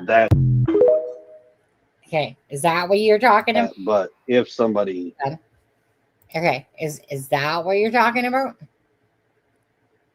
For me, yes. But there's 2 things that stood out in that for me. Besides the fact that he's saying he couldn't have gone out in the front door. He said, if somebody had.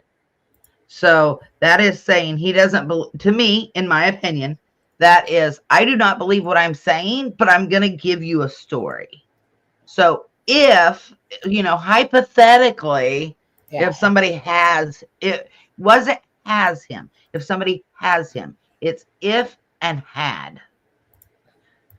Past tense and hypothetical. Yeah. What do you think about that? Was that the one? No, I'm talking about the very, very first interview they did. Remember, Katie was sitting there rocking the whole time. Duchess? Yeah. No, on the news. Oh, on the news. First media one. Yeah, the first media one. That was WSMVW. Yeah, that was. Oh, you know what? And that's because I haven't listened to that. I've listened to the first one multiple times because that one always kind of. But every now and again, I like to go back to revisit things that are said, of course. So you're talking about that one. Okay, the WSMV for the Yeah, first. and I didn't go back and watch the interview. I was watching the first live that I did with you guys. It was 11 months ago. He had been missing for 8 days at that point. And Right. we Exactly. were still on board with, you know what, she seems genuinely devastated. And I was saying, like, there are many reasons to be genuinely devastated. You know, I'm not saying she did anything, but what I'm saying is if something happened in the house and you lost your child somehow, you'd still be devastated. So there's no Yeah. way to know what she's so upset about, because nothing was making sense. They weren't picking up sense outside the house. They weren't finding anything outside the house. So that's the one I'm talking about when Christopher said he didn't walk out the front door. We know that. Right. And then actually later on in that live, and you were still playing pieces of it, he had said, went out the front door, the door was locked, and he's gone. And there we go, he said, and there we go. Yeah, there we go. Yeah, there we go. There we go. There we go. Yeah. All right. So I want to play a bit more of this. And again, anytime that you guys need to leave, feel free. I'm just very curious in all this anyway. And again, viewer discretion is advised, trigger warning, etc., etc., etc. If you're not into this cup of tea and stuff like that, or don't want to hear it, absolutely, feel free to leave the live, of course. You guys know that, right? But yeah, okay. So do you mind if I play a little bit more? Actually, you guys ignored me 5 times in a row. I'm ignoring your answers. I don't mind. Okay. Okay. He makes it probably not more than 50 feet at the most, but then he was disoriented feeling and he collapsed. Okay. And I don't know if they went up and did something else to him to further cause his death, because I didn't see his actual death, because that's what I was praying for God to not let me see. Yes. And then they took his clothes off, and they wrapped him either in a tarp or a huge, like, say if you had an empty mattress bag or something. Did I say that this was for entertainment purposes only? And Why is it showing that? Why are we doubled? Why are we? Yeah, I Yeah, wanted to you listen should to probably them. put some kind of a disclaimer, because this is Viewer discretion is advised. No, I know what the problem is. It's because I was a dumbass, and I when I was dropping the gift things, I went to the channel, right? Because you have to do that. So I ended up playing, yeah. Every now and again, you guys, I like to be like a Christopher Proudfoot, have a little ego boost, see myself on screen, stuff like that. You know, obviously I wanted you guys to see double of me. Isn't that strange now? Anyways, so yeah, so I hit the wrong one. My bad. I will say I love that shirt you're wearing. You've worn it a couple times. It looks good on you. That is your color. I want to tell you a couple things. We're going to sidetrack just for a moment, and then we'll come back to this. Okay, I do want to sidetrack. So my husband bought me some shirts on Temu, and I didn't know he had. But this is, I gotta say, this is my favorite one, because I like ombre things, or things that go into different colors.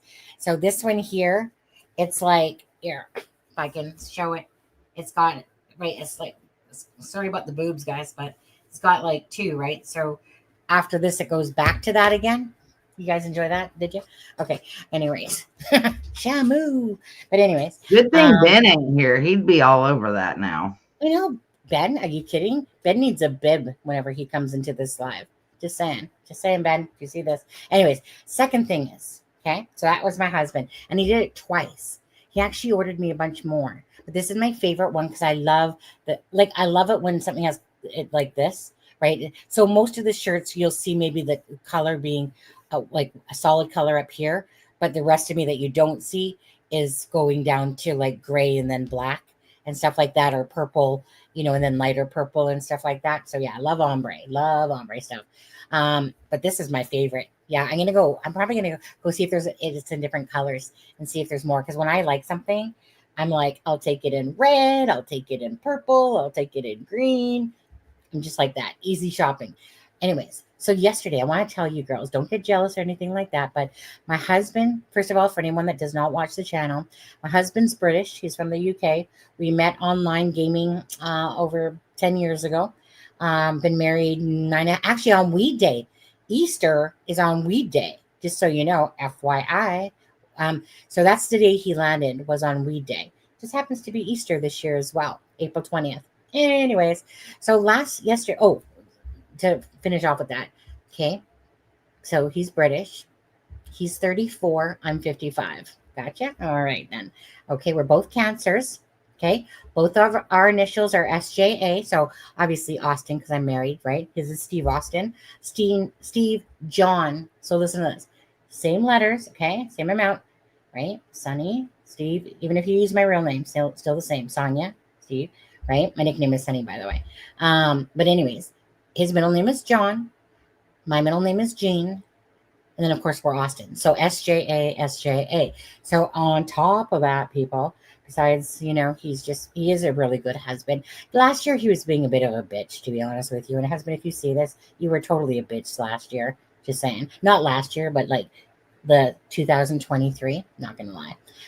But anyways, he was going through like some PMSing shit. But anyways, so he's, like I said, 34. He's June 22nd. I'm July 3rd. So, like I said, both cancers. But yesterday, okay, besides the fact that he paints my toenails if I ask him to and shit like that, because I appreciate those things more than stupid flowers. I'd rather have massages or do my nails or something like that. So yesterday it's raining. Yeah. Well, no, it wasn't when I left for work. I decide I'm not going to take my umbrella with me. The weather has that look, but I'm like, nah. So I take my umbrella out of my bag and I'm just like, I throw it on the bed. I go leave work. I came home from lunch even. Still not raining, blah, blah, blah. I go leave work yesterday. Piss ass porn. Piss ass porn like cats and dogs, yeah? So I'm sitting there going, well, shit. Normally, like, I wouldn't care. But I had the intent I might consider doing a live yesterday, which I did all by myself. And so anyways, so I'm standing there heeing and hawing for a second. I've got my husband on the phone and I'm just like, husband, it's like piss ass porn. And he's like, well, let me get dressed. Actually, no, he called me. That's right. Because I was too busy yapping at work that I ended up being a half an hour later. And he's like, where are you? I've already done it. But anyway, so he called and I'm like, anyways, piss ass porn. And he goes, well, let me get dressed and I'll come bring the umbrella for you. It's not very far. Okay. Like I literally live about 500 feet from my home from where I work. Okay. It's not a big stretch there, but it was enough that I would have been soaked by the time I got home like a drowned rat. So husband brings an umbrella, gives it to me, and then we walk back happily ever after. Get jealous, bitches. Just say, no, just kidding. But no, seriously, I have a really good husband in like a lot of ways. Except for when he gives me his British tood. Not really fond of that sometimes. But anyways, the moral of the story is nothing. Okay. Just, unless you want me to clone him for you, I could probably do that. That was it. But anyways, back to your point. Yeah. Love my shirt that my husband got me without even me asking. How many husbands do that? How many husbands shop online for their wives from Temu even and buy you like about 13 shirts? That's a good husband. Just saying. Okay. End of story. That's it. Can I play now? Yep. All right. Did I bore you that much? Come on. No. All right. Did you get jealous as I was talking about that? No. Peanut butter jelly? No? Okay. Whatever. I am so used to being by myself. I don't know people all the time. Yeah. I like my peace and quiet. That's a different live for those type of talks. All right.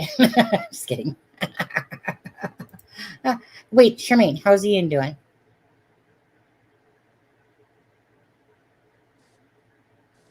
Sorry, I'm painting my nails. Ian is fine. Oh. Ian is working. Okay. He works a lot in the wintertime because then we take the summer off, Yeah. go to the beach house. I know, right? But no, he's fine. Whatever. He's okay. fine. Go back to your nails. Charmaine. Thank you. I'm done now. I just got to blow on him. You No, can play that's it if okay. you want. That's a different kind of live. See, at least Kisa, you know what? I needed just one person to actually act like they cared. Thank you, Kisa.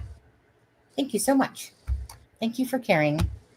But you do have a sweet husband. I He like is. when we all get on here and play Scriblio.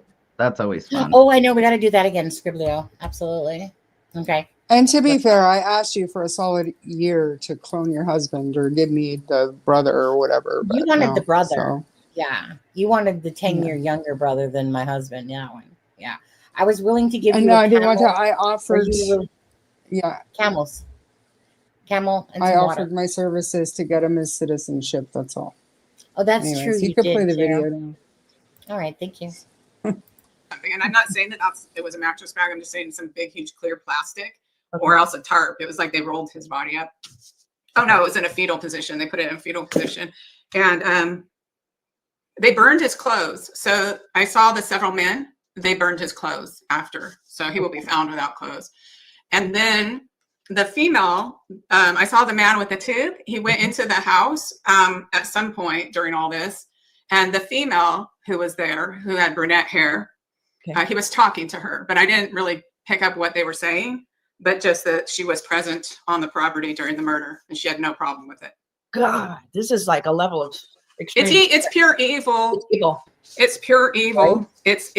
It's inexcusable. Yeah. And I'm just reminded of the Bible verse that says that people who harm children should have some kind of big stone put around their neck and put in the water. Like Yeah. literally, that's what the Bible says. Yeah, yeah. Harming children. And again, you know what? They could find Sebastian. He could be fine. This is just my vision. But it's like, Right. it makes me sick. It's just, this is what I saw. And I just wanted to spare Seth, and hope to be wrong and hope that he would turn up and they would find him. And this is just my visions. Right. And I want to say real quick that you waited an entire year to give these details. And to me, I really respect that because you could have said this back in April if you really wanted to, but you were trying to spare Seth and keep his hopes up that he would find him. Yeah. Yeah. In the same way you knew what happened to JJ, Tylee, Gabby Petito. I mean, all these cases. Yeah. And so at the time with Tylee, I wasn't even planning on the public seeing my video. And I know that I might have caused trauma to people without intending to. And I'm trying to be more careful about that. I know. And we appreciate what you do, Donna. Seriously. I know you're trying. Yeah. And there's going to be people that are going to pick this apart and say, oh, they're such bullshitters. Look at them. I can see it now. I don't even care what they say. I don't care either. I don't care either. Melissa, do you have anything Is to she say talking for about yourself? us? Do you have anything to say for yourself? Because that's pretty much exactly what you said. They are she is effing full of bullshit. Isn't that what you said? I mean, the one thing that does stick out that she said that I can agree with was when she mentioned the Danny, because remember the Friday before or whatever, according to Maddie, the whole situation there, if you believe Maddie. But I mean, I just don't see what we're up to 4 people now besides Katie. A lot of people don't realize that part. There's a lot of people I don't think that even know about that side of it. So remember when the friend asked if she could post that message from Nina's daughter, whatever. And so she put that out there. But then there was that one post that you showed me. Now, when I was watching these tarot cards come out, for this one person doing the reading. Okay. Now, granted, these tarot cards that were coming out, it was so funny. Freaking, that's when they were making fun of the whole Sasquatch thing. And anyway, so camping, like the woods camping, Sasquatch thing came out, but a ton of these cards were coming out as she was doing it. But then she started talking about Uncle Danny or whatever. And she was talking about the poker game, and I'm like, hold on a second, wait a second. Like, okay, so that's when I instantly got my little red flag shit going on, because I'm like, I mean, I know about that because we had read that post about the poker night on the Friday before, and about, that Sebastian was looking on a computer or something like that, and right? But a lot of people don't know about that part of it, or never heard of it. And so it was one of those things when she was doing this reading, I'm like, so either she had saw that same exact post, but yet the cards were still rolling out, matching a lot of things, like in a sense. So because of the fact of knowing about that post, and here she is talking about poker game and stuff like that, I'm like, okay, either this chick's, has no knowledge at all, or she totally has knowledge and she's playing off it and she's a fucking fraud, type of thing. But that does still stick in my head, about Uncle Danny, was it, right? Has a construction business. Yeah. Yeah.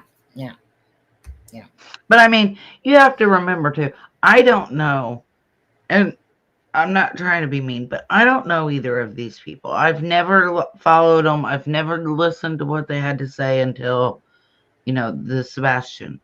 So for me, if I'm going to believe a psychic or a medium, they're going to have to give me something that I can't Google, right? That winds up being true.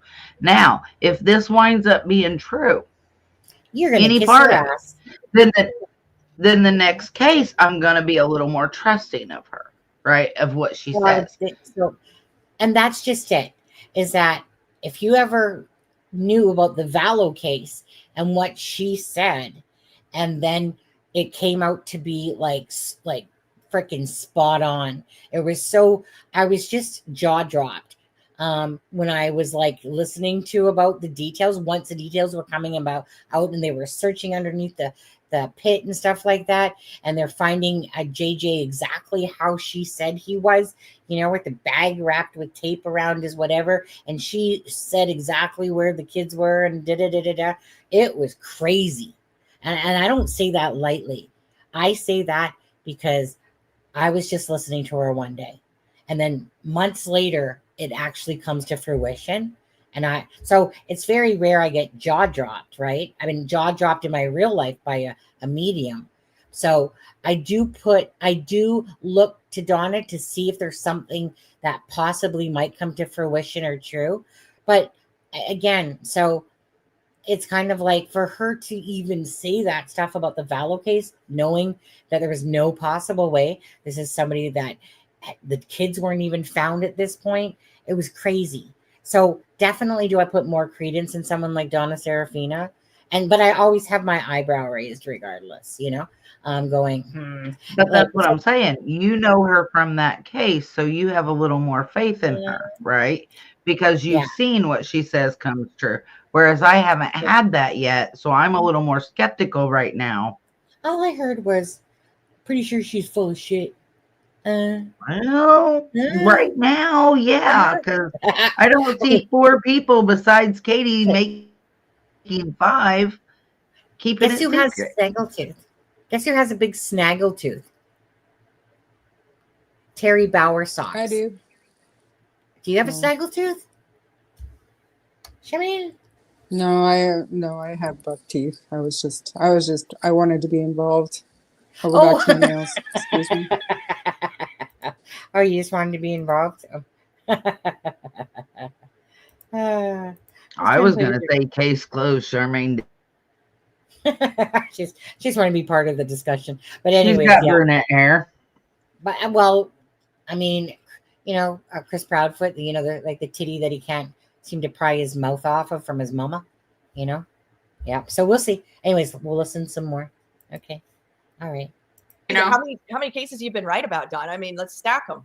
Oh, I don't even care about anyone that wants to sit there and just be some kind of like worm in the mud that wants to be negative and have a YouTube channel that's based on attacking other people. And I mean, you think of like when your life is over and you're, say, on the astral plane, there's all kinds of slithering creatures and humans that are afraid to have their judgment who slither around in the mud. And the people that do that on YouTube, that's how I see them. And it's just like if I was walking down the street and some little rabid worm kind of went, that's kind of what I think about people insulting me.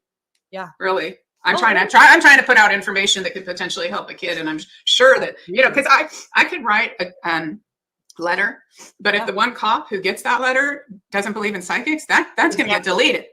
But there might be other cops with an open mind, you know, that want to solve it, and they can hear the clues. That's my logic. That's my logic in all this. Yeah, Donna, I want to show you on the screen right now. Remember Ernie Shell from the yeah. He's saying even the TBI said this woman's credibility was wrong.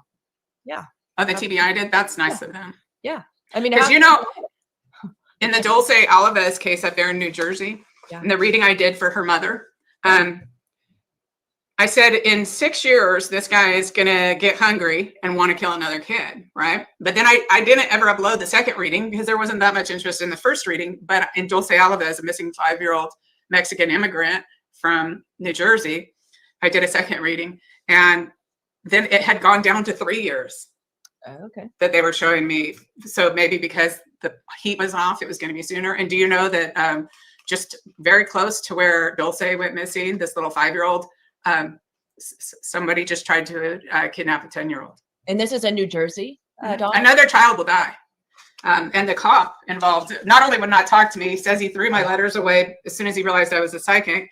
Even Dulce's neighbor went in and talked to the police chief who ordered him to talk to me. And he said he'd rather be fired than talk to a psychic. Yes, they dealt with me like that too when I've called to give tips that I felt really mattered from your readings. A lot of times they just treat me horribly. But it's always interesting when what I tell them that's straight from you, and then they're like, okay, keep going. Like it's registering, right? Yeah. And I really appreciate Detective Ball took you seriously when you called that time. So some cops do and some cops don't. So the point is of uploading a reading is, and there's sleuthers that, I mean, the cops have a certain amount of time every day. You know, they have multiple cases. They can't just, 80 hours a week, but there's thousands of people out there willing to research clues, which is even better. So I do think it is worth putting it out public. And then, whether it's TBI, FBI, and then also they don't have to acknowledge me that they ever talked to me, because maybe they don't want to talk to me because they're afraid of being tricked and recorded and put on YouTube. And I could totally understand that. But it's scary when you think someone else will be murdered. I agree. Sorry, Don, I'm not to interrupt. You go ahead. I want to tell you what else Ernie said. He said, yes, they told me that you were right on a lot, and the statistics add up. Candace told me about Summer. Whoa. Oh, Candace told him? I wonder what he said. Is he on here? I would like to know more, Ernie. Wow, you should make another video. Yeah, Ernie, I want to hear what they told you about Candace. Yeah, you could call me. I mean, you could email me and give me your number and I'll call you. Wow. For sure, Ernie, I want to talk to you, definitely. And I can give you any information I have, because there's a lot I've held back, of course. Yeah. So even how horrible these all are, there's always information I know that's too dangerous or too even more violent. Like, that's another thing that really bothers me is when people kill. I mean, I see the predators, that's part of what they enjoy, is causing pain and trauma. It turns them on, right? But a family member, a mom or dad, somebody who tries to kill their own kid, why make them suffer like that? Why not just overdose them? Like, and I'm not advocating for it, but like, why did Lori Vallow do such atrocious things to her children? Was that really necessary if you just wanted to get rid of them? So I just think and with Sebastian, this is what I wrote. Okay. Sebastian was injured before even arriving at this location with an injury to his arm, which seems significant. Sebastian was severely beaten and put into a chokehold. The person doing it, listen to this. Okay. The person doing it had a personal gratification in it, enjoyed doing it, and said, your mom can't protect you now. Sebastian was not fighting back. So that indicates to me it was a person who had a personal relationship with Sebastian. Wow. I know. Harry Bauer. And I saw him have what would be blunt force trauma, both with a shovel to the back of the head and what looked like could be a 2x4 or something of that nature hit in the head. I saw him running through a wooded area, feeling disoriented and dropping to the ground. He was wrapped in a large bag or tarp and buried in a fetal position in the ground. So if they were using sonar, I guess that kind of thing is important. He would be in a fetal position. So it would be like a ball they were kind of looking for. Right. Rather than a long thing like that. Okay. I saw them burn his clothing after the murder. What? And then I saw a garden box, but I didn't see him put in there, right? I saw a raised flower bed. It's just like I wondered. I had this ominous feeling about it. I wondered. Mm-hmm. But also another time I saw him buried under the very corner of a building. And so it says, unsure as to which, if either or both are correct. So both could be, like, if they were looking, they would want to look both places. You know, if he wasn't moved at some point, he could have been put there and then moved to a corner. Like, I don't know. The place he was taken to where he was murdered at. And again, I'm saying he was murdered, but officially there's been no statement like that. And again, I'm talking about my vision, my dream, and it could be wrong. So Sebastian could come walking back in. Don't get mad at me. I'll be glad if that happens. It considered on the level of a dream if you want. Right. But in my vision, it appeared to be a ranch style home or dwelling. Could have even been prefab mobile home, but I think it was like an older house. It wasn't these nice, big, nice brick ones that these guys have. Okay. And then I was getting clues. So I was seeing honeysuckle flowers, right? Yeah. After that, I was seeing honeysuckle flowers all around a mailbox, like a decoration. Now that's the kind of thing where I say visions are like charades. So if you imagine what I'm doing, it's like sitting there playing charades. Everyone's played charades at Christmas, right? And one person's up there trying not to use words and to show you. Really doing some of these readings is like playing charades. So after that, people are like, did you know the street behind their house is named Honeysuckle? That's you what I know, was gonna say, yeah. and it could be that that's important, or, you know, it could be something else. It could be that there's actual honeysuckle flowers around the mailbox. Like, that's the thing you don't know until you're kind of like either in the area driving around, or you're you keep an open mind on that. Like, it's subject to interpretation, kind of. Like, and if somebody has, and a lot of people have psychic ability, so if somebody has psychic ability, listen to what they say they see, and then listen to how they interpret it. And if you were sleuthing any psychic, if you were sleuthing it, you might want to take a piece of paper and literally like draw a line down the middle of the paper and say what they saw, how they interpret it, and maybe a third line that says other possible interpretations. That would be the way to work on a psychic investigation. Gotcha. So I saw that the dwelling was on a curved road. Okay. So it wasn't a straight road. And to do with that too, I also saw, like, if you made a Z and you stretched out the Z, so it's not exactly a Z, it's like stretched out and then curved it off, it's like that road. It's like this. On the way there, not right at the house was on a curve, but on the way there, it's like that. Okay. And then up ahead from the house, there was either a gas station or other type of business. I don't know how far ahead, but because at first I was going, boy, this is out in the boonies. But of course, remember, I'm in California where you have no privacy from your neighbors. And I thought, oh God, this is like the middle of nowhere or whatever. But up ahead, there was a business and I thought it was a gas station. And I want to say real quick, it seems like you zeroed in on a gas station a few times. Is that right, Donna? Yeah. They've showed me a gas station a few times. Okay. And then I go back to the murder again, and I'm saying, saw one of the men involved in what I saw to be a brutal murder. Yeah. The man was punching Sebastian over and over and was a hands-on part of the murder. Now, that wasn't necessary. Mm-hmm. You know, that was just cruel. Overkill. Yeah. What was cruel? Yeah. Right. You want to get rid of your autistic kid. Yeah. You want this person eliminated. Is it really necessary to torture them ahead of time? Like, exactly. Okay, so I saw, again, one man put Sebastian in a headlock. And so if these are my visions, if they're correct, one man put Sebastian in a headlock. The defining characteristic of this man was that his front tooth jutted out. Like, okay.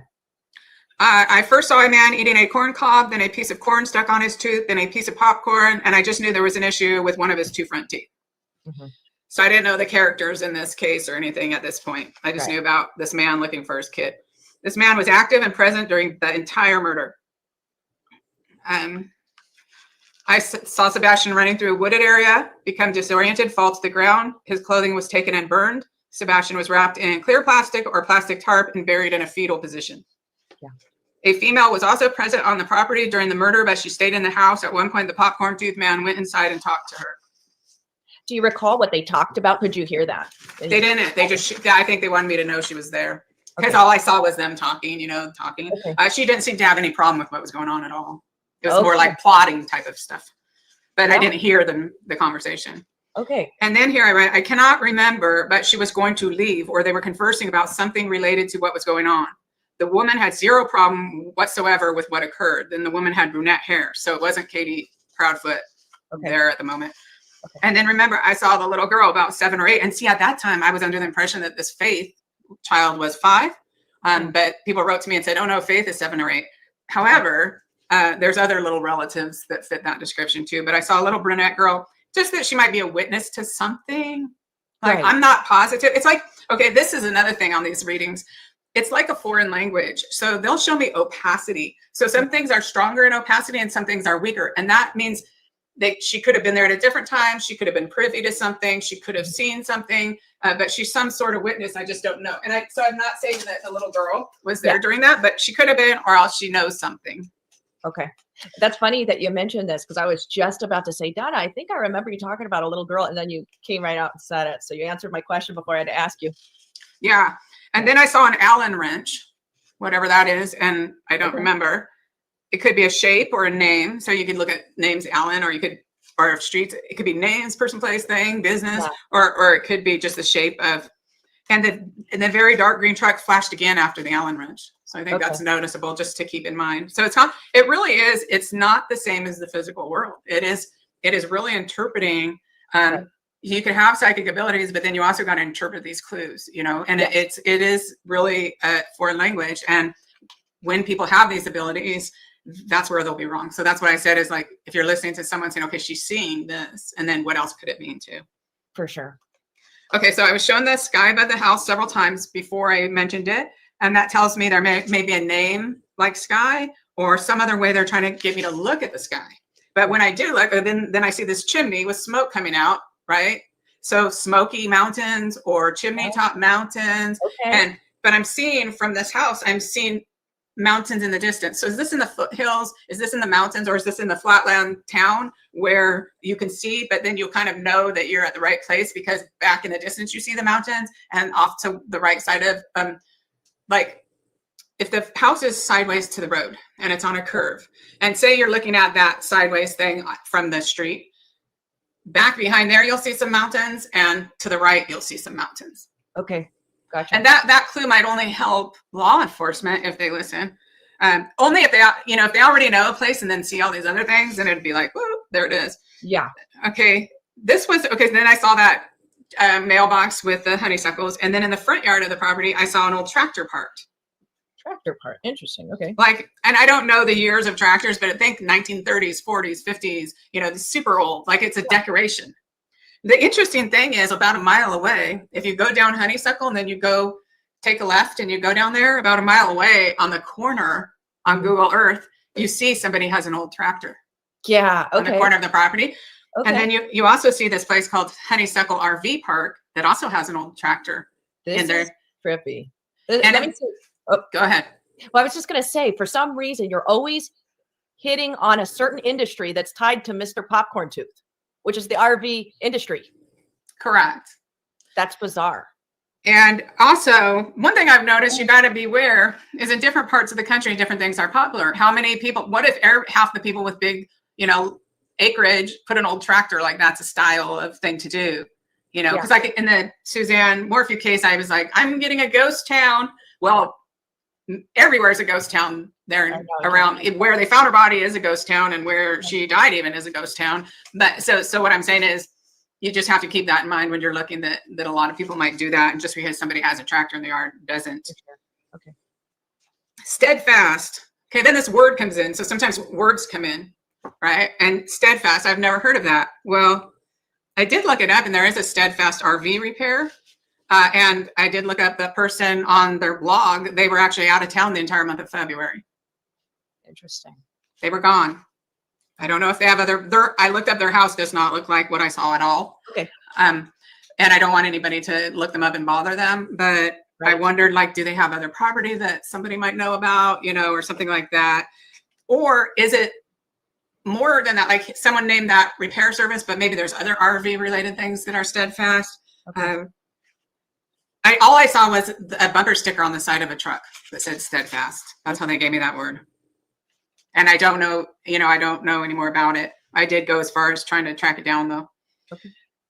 So again, at least 2 men, possibly 3 were there for the murder, or the beating and murder of Sebastian, if my visions are correct. Now, the word Maplewood or something Maplewood is a big clue. This Maplewood is in almost every little clip I have. Mm-hmm. This one is not to be dismissed. And this is the only thing I could not figure out what's going on. And I seem to see it in a conjunction with a flower box. Like they show me a flower box, then I get Maplewood. But And I looked it up, and I only find in Nashville maple stuff. But there's things that you don't see, you can't find on Google Earth. That's the thing. There could be a housing development, or it could be that someone used some neighborhood where they always used maple wood trim when they built the houses 50 years ago or something like that. I don't know. But that maple wood is a clue. It's a clue I have not been able to apply to anything. It's an important one, it sounds like. It is. Okay. It is. It is important. And then I was getting Danny Boy, Danny-O, Danilo, and I don't know what that it was, and I'll just leave it at that. Right. And then let's see. Oh, during this reading, I felt compelled to say there's more than one way to skin a cat. Yeah, I remember that, which was not something you would ever say. I've never said that in my life. I would never use a term like that, talking about killing an animal. So maybe one of the people uses that term. I don't know. Oh, interesting. But that was weird. And someone wrote in, how could you talk that way? I felt compelled to say that, Right. And then I saw the beating again. I saw the ridge again. I saw the maple wood again. So they showed me over and over. And then at some point I'm talking about a shape of a lake that like if you made an L and you were trying to find something, I'm not in the lake. Like if the fingers were water, it could be like right here or something where they buried them. But okay, so in the West Coast, all the lakes are either round or oval. They're not jagged. But here in Tennessee, if you look at the map, it's like these long bodies of water, and the whole thing is these things that do that. So that's not going to help you try to find them. It's just something to keep in mind. Okay, real quick. I didn't know this, but I had seen a clip this morning about the upcoming interview that Katie did that's supposed to air sometime today. And in the news clip I saw, they call that area by Katie and Chris's house, they call it Shekel Island, I think, if I'm not mistaken. Does that, maybe you should look at it sometime like on images and see if that does, anything familiar. But I also want to clarify real quick, because I know there's been criticism before in the past, like, oh, well, she looks at Google and blah, blah. It's like, yeah, because she sees these images in her mind and she tries to figure out what is she even looking at. Is that, you want to explain that for a minute, Donna? Sure. My process, if I'm going to do a case, is.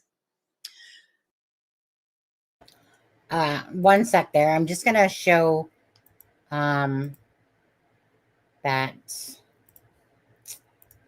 posting. Cousin Danny also runs a construction company. It's his house, and the poker game was on Friday night. And I don't think that Maddie Myers is, I don't know. I don't think, how sometimes people are posting. But anyway, so this could have come from somewhere and she's just posting it. Cousin Danny also runs the construction company. It's a house. The poker game was on Friday night, where Sebastian got into trouble for getting on Danny's computer. Probably saw something he shouldn't have. You're on the way to get your camper 2 days after Sebastian went missing, and you're stopping to help a stranger, which on the interview with Terry Lynn said had a flat tire. But in this one, the lady said, well, okay, that part didn't matter. But so you see how Donna Serafina did just say about the word Danny or Danilo or something like that? Makes you fucking ponder, doesn't it? Well, like I said, that's one thing that really made me go, okay. Because she said that, but. Yeah, she said honeysuckle. You know that. We know snaggletooth. It's probably Terry Bowersox. If we were just to, kind of hypothetically put this shit together, that, what do you think, Charmaine, about that, actually? I mean, it's interesting. It's, I don't discount, I don't believe a lot of psychics, but I don't discount them either, especially when they have tidbits of factual information that they couldn't have had at the time. So, I mean, it's interesting to say the least. And I hate to be a bummer, but my phone is on like 8%. Oh, so no. I'm probably going to die get here to work soon. anyway. Yeah, how are you doing, Melissa? That's I'm okay. good. What? Charmaine?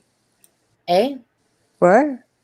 What did you say? Talking Melissa. Because you can get going there, Charmaine, because I know you have to work in the morning. Right? Yeah. Yeah. I'll get off. I'll stick around and chat, but I want to plug my phone in, and I got my earbud in right now. So anyway, yeah, thank you for joining us. Thanks for having me. Yeah, too bad. You need to figure out your computer shit, though. your microphone. We'll see what's going on there. It's because I bounce back and forth, and because I had work to do at the beginning, I was using my work computer tonight instead of my podcasting computer, so I didn't. Whatever, I'll figure it out. Okay. It's all good. Yeah. Okay. Have a good Okay, night. well, Love have you. a good night, guys. I'll be in chat. Okay. Love you. Thank Bye. Okay. Melissa, how Have a good are you night. still good or Yeah, I'm good. are you good? Okay. But yeah, again, right?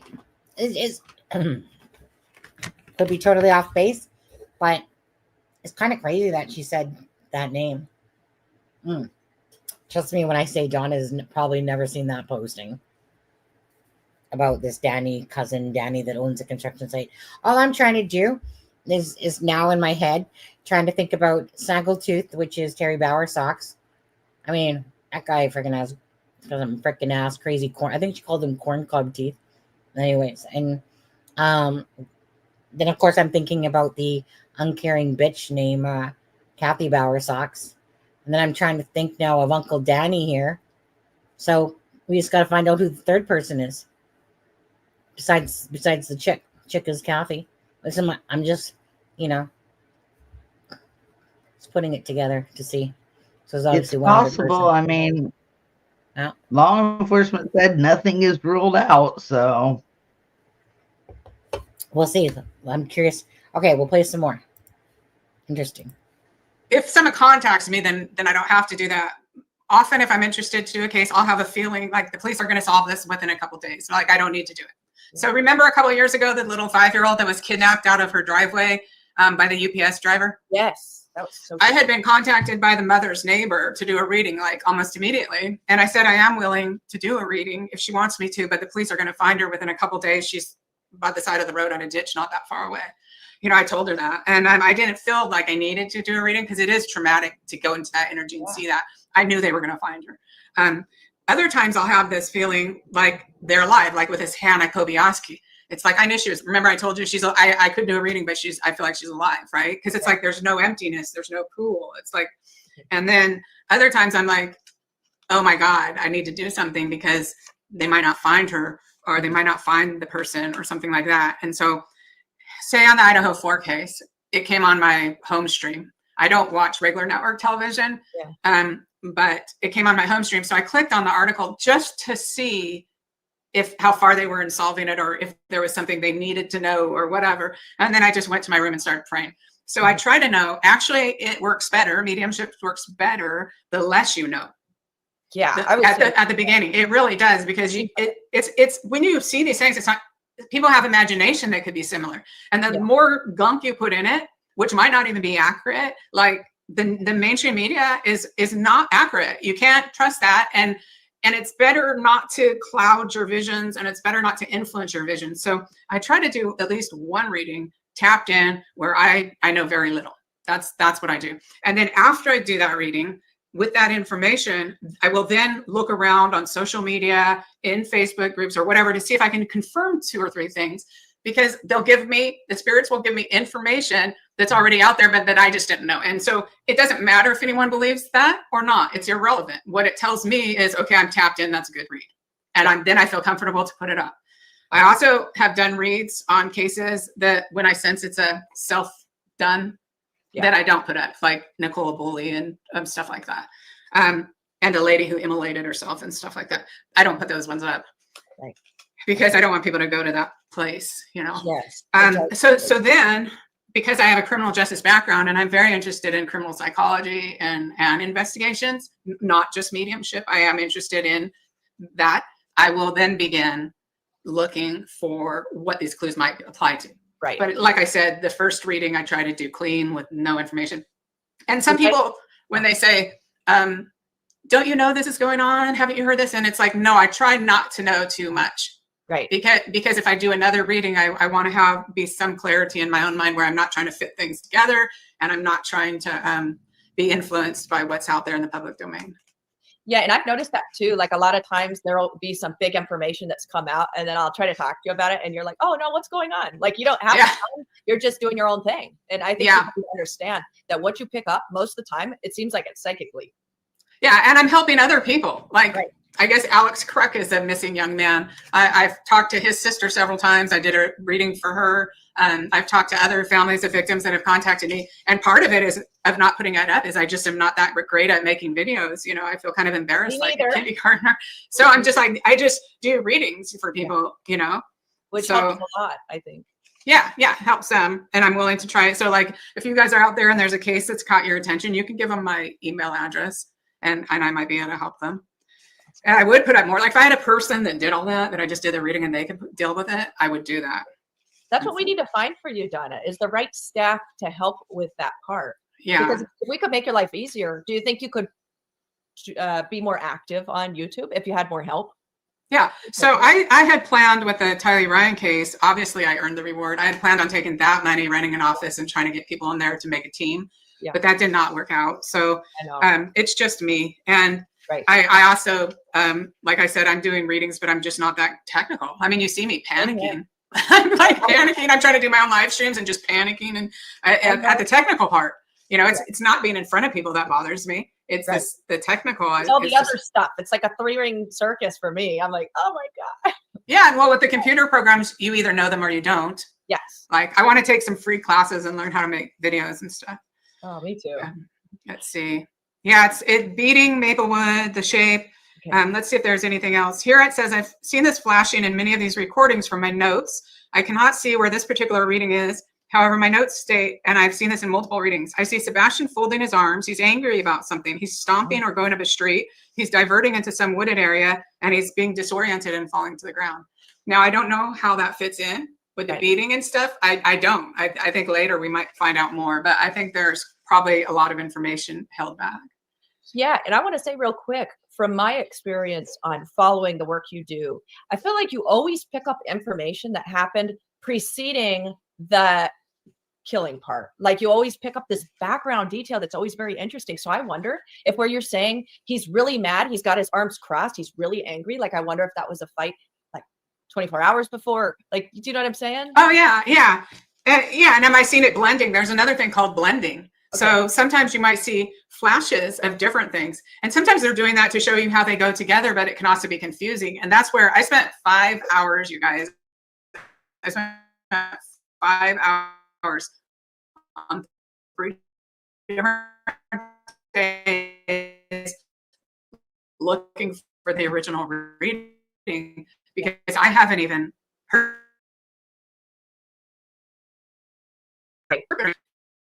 Look at the same thing over and over again in like a triangular pattern. I know all these things are connected.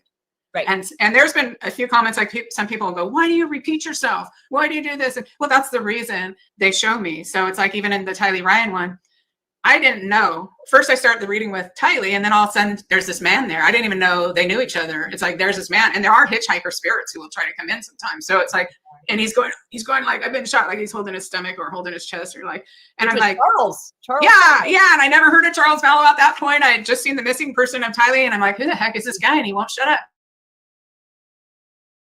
He just keeps talking. I'm trying to talk to the girl, and I literally told the man to shut up. And I said, listen, I'm talking to this teenage girl. I'm trying to help her. And when she's done, if you want my help, I'll listen to you. Right. That's how I was. So it's like halfway through, finally he gets a turn. He's saying it. But then all of a sudden they start swirling all these murders together into like a knot, into a jumbled knot. Yeah. And so it's like, I applied, like I see someone come in the house and get shot and fall to the ground. And I'm still thinking this is all about Tylee. And it's like, and I even told the guy I didn't trust him. Like, I'm like, I'm going to look this up after. And if what you're telling me, if I can verify what you're telling me, then I'll make it public. And this is Charles Vallow I was talking about.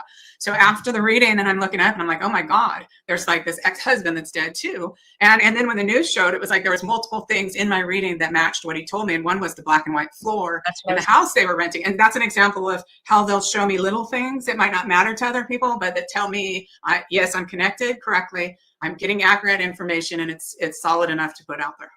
Yes. 100%. As a matter of fact, now that you talk about that reading, I'm pretty sure that I heard that around the same time I heard your main reading, the first one done about JJ and Tylee. Mm-hmm. I think I clicked on that next because I had to click out of the first one. It was too gruesome. I'm like, oh my gosh, this is crazy. This lady's a nut. And then I went to the next one and I'm hearing about the black and white tile. I'm like, that's weird because, there was something reminiscent Yeah, about 2 weeks after I put that up, they released some body cam, and it showed the body cam of the police going in there, and there was black and white tile. Right. And so I was like, that's good. I totally forgot about that. Yeah. That's why. So all those things happen, and that's why reading is like a foreign language. Like there's another thing where if you try not to see what they're showing you, they might just try to show you anyways. But what's happening, it's like a conveyor belt, right, of these scenes you're in. And if you try not to see and like refuse, like, you know, some nights I just can't deal with seeing where a body is or something. And so I'm like, no, they try to shove it in there. They try to shove it and it all gets jammed together. So it's like a foreign language. Okay. I believe it. So let's see, where's there more? Do you mind if I play real fast on a clip that I found very interesting from what you sent me? Sure. So that you could explain what you make of it? Okay. Just 1 second. Let me pull it. I see him calling a Fran, and the Fran has a truck. So I'm seeing the truck has a rack. I don't know if that's a proper word, but it's like a rack looks like the frame for a canopy. It's not a canopy, but like the frame that on work trucks, sometimes they have that frame that goes up and then people hang equipment off it. It's like all the way floor around. A truck like that. That's what I'm seeing. Oh, man. Okay, so I'm seeing him put in a hole, and I'm seeing translucent construction workers. Construction workers. That's what I wondered about, because there's always been talk from the get-go about, you know, construction zones and construction workers and stuff. You just talked about, do you think there's any relation to that construction site that was by the house? What do you make of that? I don't really know, but I do know that the very dark green truck flashes after the word Allen wrench. Okay.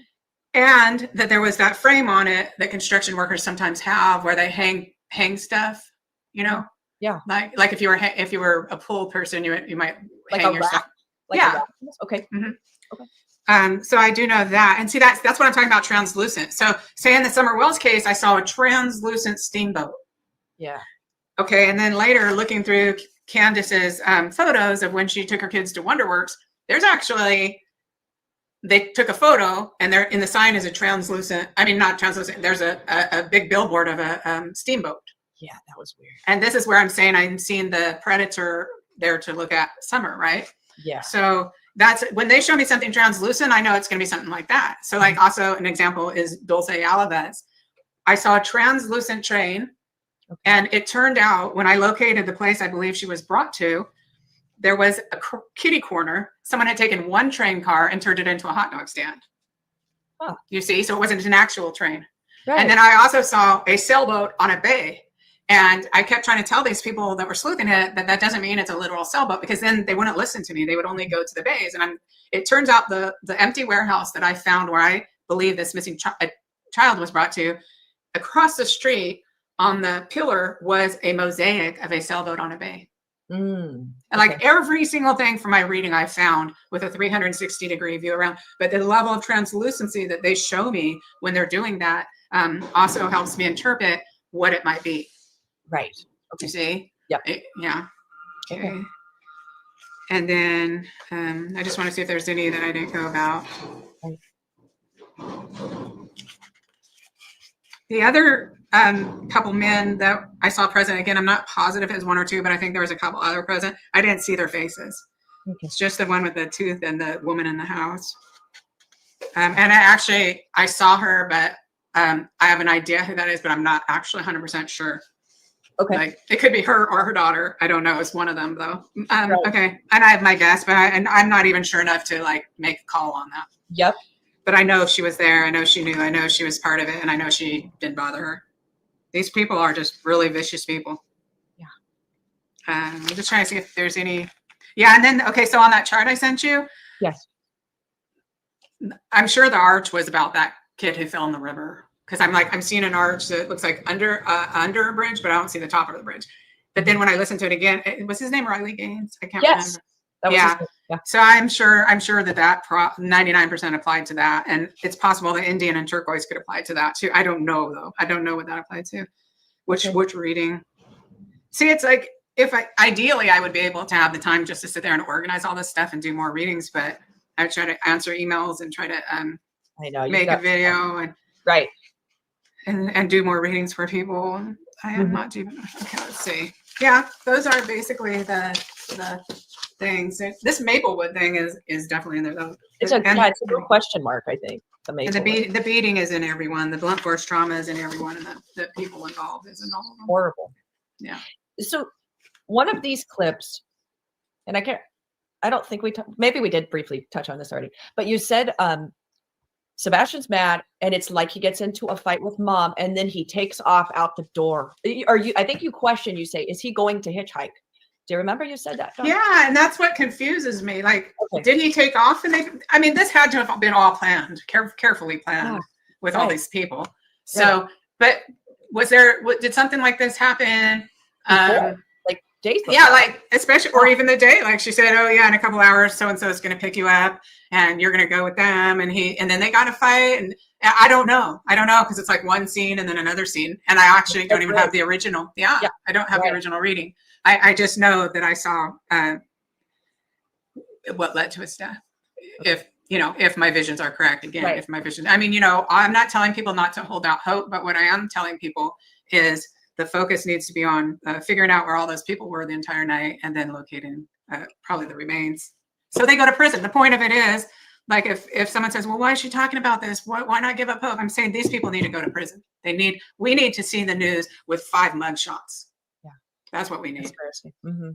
Right. Oh, and one of them, someone said, are they going to get arrested? Well, check this out. And one of them, I'm saying that the police do have an idea of this, and they even have some ideas of where to look, and that they're just waiting for a little more evidence or something. I don't know. Well, I think they have. I can't see that this group of idiots,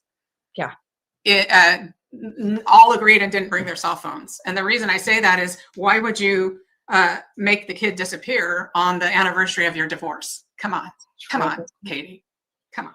That's a trip. And it's like, obviously something big happened, because you think about it, things done in secret. You want to stay under the radar. You're going to do them at night, right? Yeah. You're not going to park a car right there in front of the home where cameras can get it. It's just like everything was done so deliberately, so well thought out, so carefully crafted, every part of this.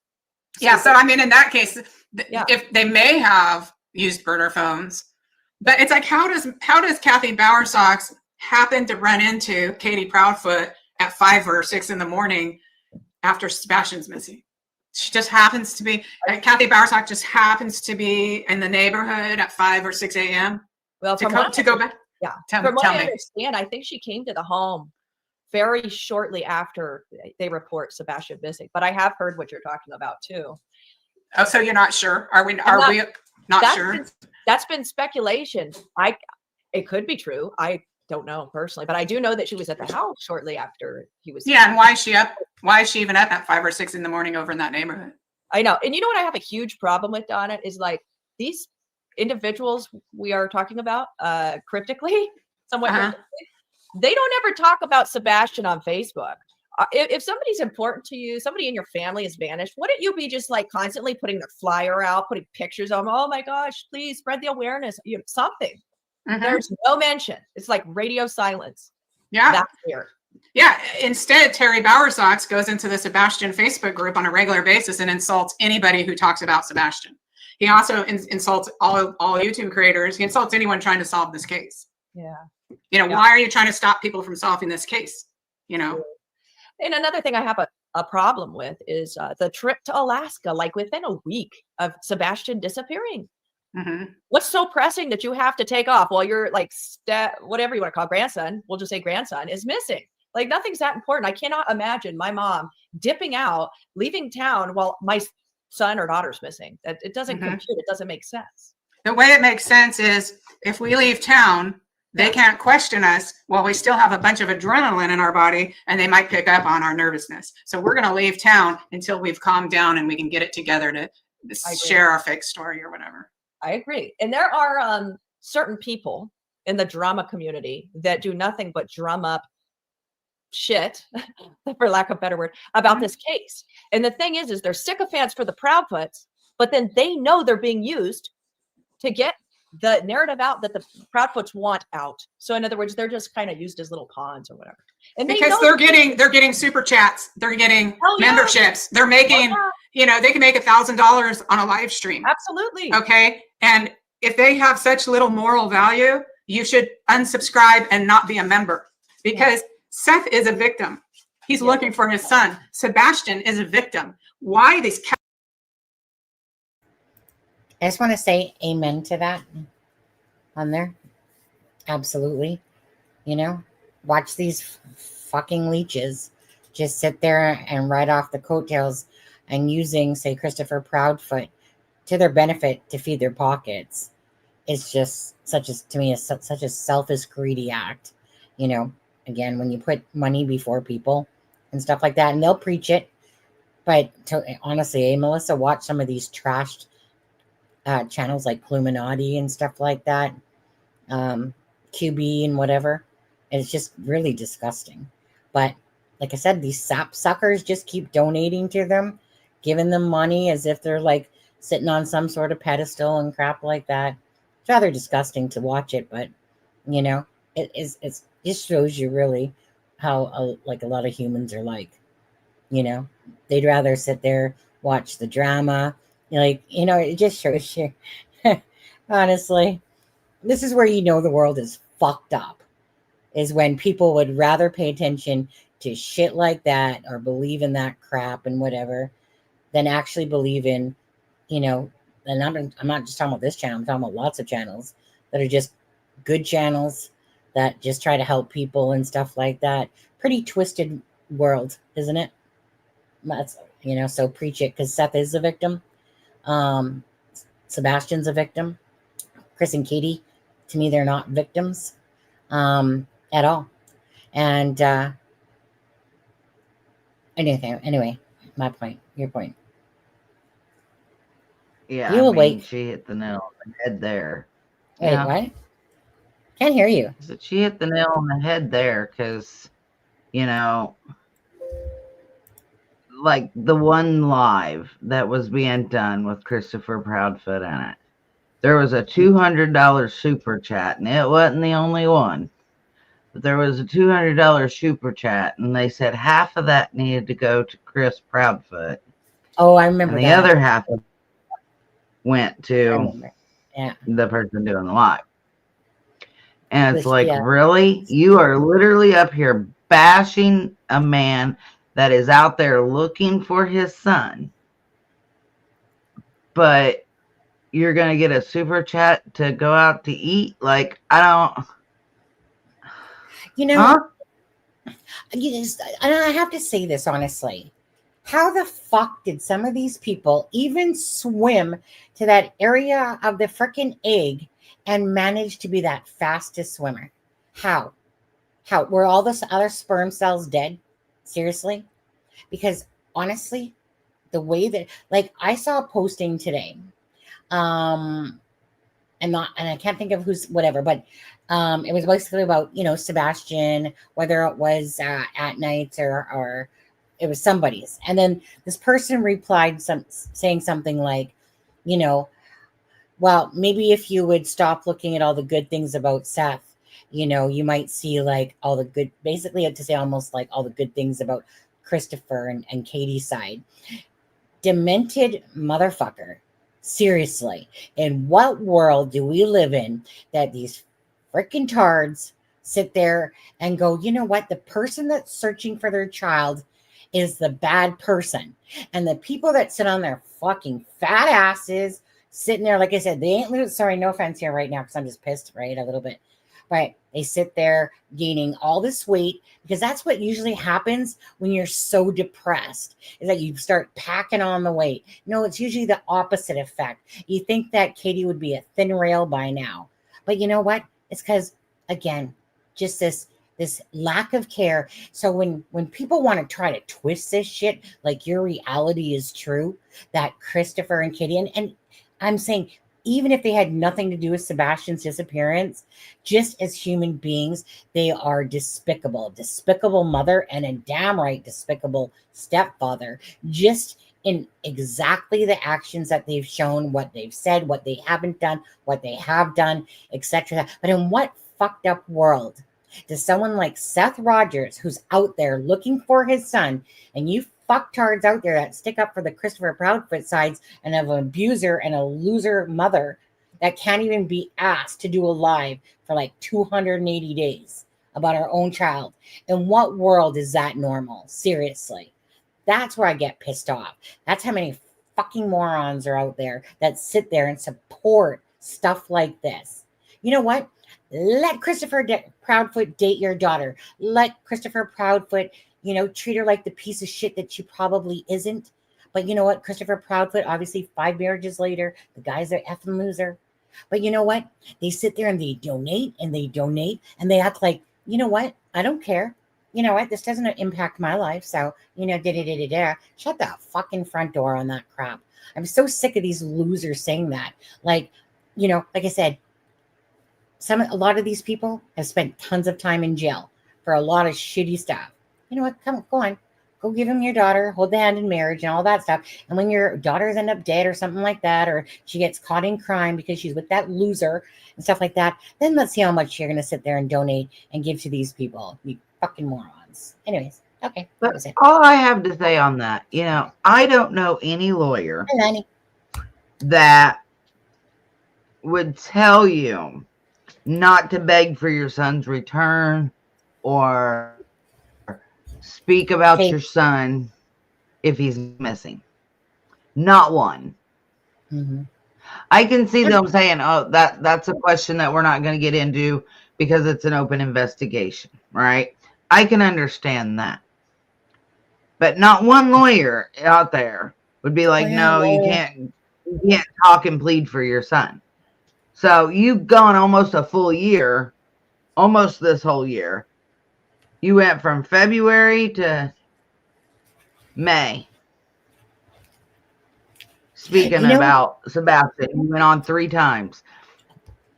I'll tell you right now, Mob Crew, you know exactly what we talked about, which everyone else is going to pick up on. And then you got those titless channels that are going to try to twist it somehow.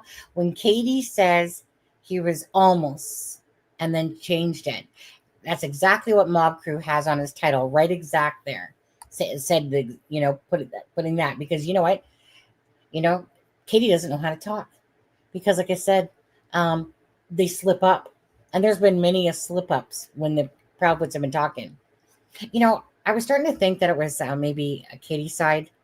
I'm totally back to the Bowersock side, honestly. If meaning going by, say, what Donna Serafina says, if any of this becomes true, totally the Bowersock side, absolutely. And again, we've talked about this before. Just like Christopher Proudfoot's cold ass heart. The guy that says that people need to be more kind and caring and respectful and blah, blah, blah, blah, blah, blah, blah. That bullshit that reeks out of his mouth. Well, again, what kind of grandparents go to Alaska? I don't give a shit. Oh, well, he was there on a business trip for 2 weeks. Hi, Ben. Ben, get that picture. What the? Okay, that's Sebastian. You're lucky. Okay, fine. All right, Ben. I was like, Ben, what are you doing putting your little baby face on there? Thank you, Ben. And thank you to anyone. Well, now that you brought that up, little Miss Sunny, why isn't yours Sebastian? Because you posted in the chat and you've got It's a Crime and Shame. You're not Sebastian. Look at. Because I got my avatar. Yeah, there. Yeah, there. Yeah. Okay, I won't speak in chat no more. That way you can't tell anymore. Yeah. I figured that just doing a live, making a video, and using Sebastian as my avatar that I made was pretty good. I felt like that was overridden for my one that's in the chat over there. I suppose. Yeah. Mm-hmm. Yeah. And I'm still waiting for you to apologize to Donna Serafina when all this is uncovered and it's true. If it comes out and everything she said is true, I will apologize. I will eat crow and take the words. Yeah. You know what? Let's talk to Ben for a second. Hey, Ben, that was a pretty piece of shit Fox 17 clip, wasn't it? On the whole Proudfoot live. I know that tomorrow's going to be better. Like, meaning tomorrow is going to be like that sit down one that WSMV always does. It will be the better version. Fox's joke, whatever. Did you see it already, Ben? All right. And stop flirting with me already, Ben. Hey, Ben, you missed Sonny's tatas. Oh, yeah. Do you want me to play it again? Can you put the link in here, Ben? I know, Lanny, right? Right. What'd you say there, Melissa? I told Ben that he missed your tatas. He missed my. Oh, yes, he did. Well, he'll just have to hit replay. Yeah. Thanks, Ben. That's my lover boy online. Yeah, that's what I said. Sharon, back off. I remember Ben the other night trying to give Sharon some love notes and freaking sweet haikus. My husband would be very disappointed in bed, but not right now because you're so great at dropping links. I was like, "Where's Ben? Where's Ben? Ben's on this." Ben is an amazing link finder, by the way. All right, let's play this again now that the thing's out. Perfect. Love you, Ben. Oh, Shameen, look at this. Shameen's giving him hearts and shit too. Salutes. Big salutes. All right.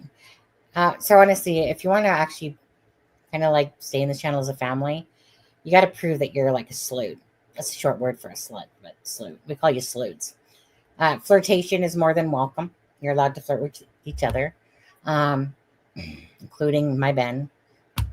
I'll allow that too, I suppose. I'm willing to share.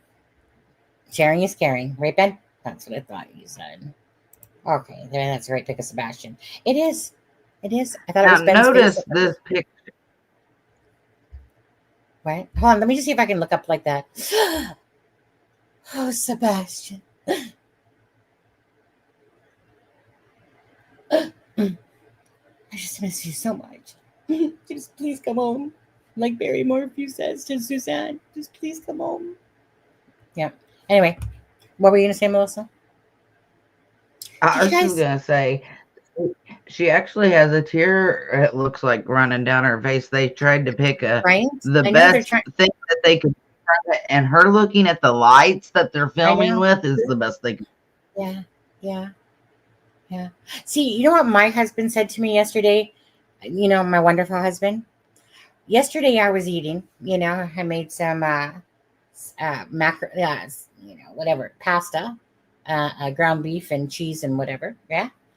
I was watching The Taskmaster. Love it. Love that show. I was watching The Taskmaster with my husband because usually when we have dinner, we'll sit down on his computer and watch Taskmaster. My husband looks at me and goes, "You have food on your chin." So I'm wiping away like this. And he goes, "Not that one." Then his brother starts cracking up laughing. That's how I feel when I watch this one. You know, 3 chins later, ever since Sebastian's disappearance. But can you believe you're supposed to laugh? Can you believe he said that? He's like, I'm wiping my chin, and he's like, yeah, not that one. He's talking about like the secondary one. You know, whatever. I would have kicked his butt. Oh, yeah. Oh no, I was too busy laughing because he always makes me laugh when he says stuff like that. Because it's, you know, there's a difference between someone actually trying to insult you versus my sarcastically funny husband. Different story. Okay, let's play this again. Okay. Ready? Okay, play. Okay. The last time I saw my Get some son was when he volume. went to bed.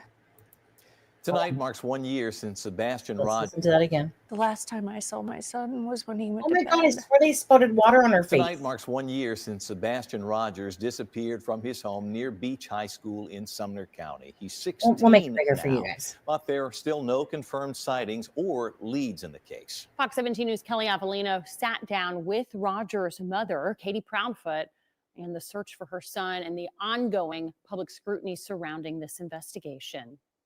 Green tea.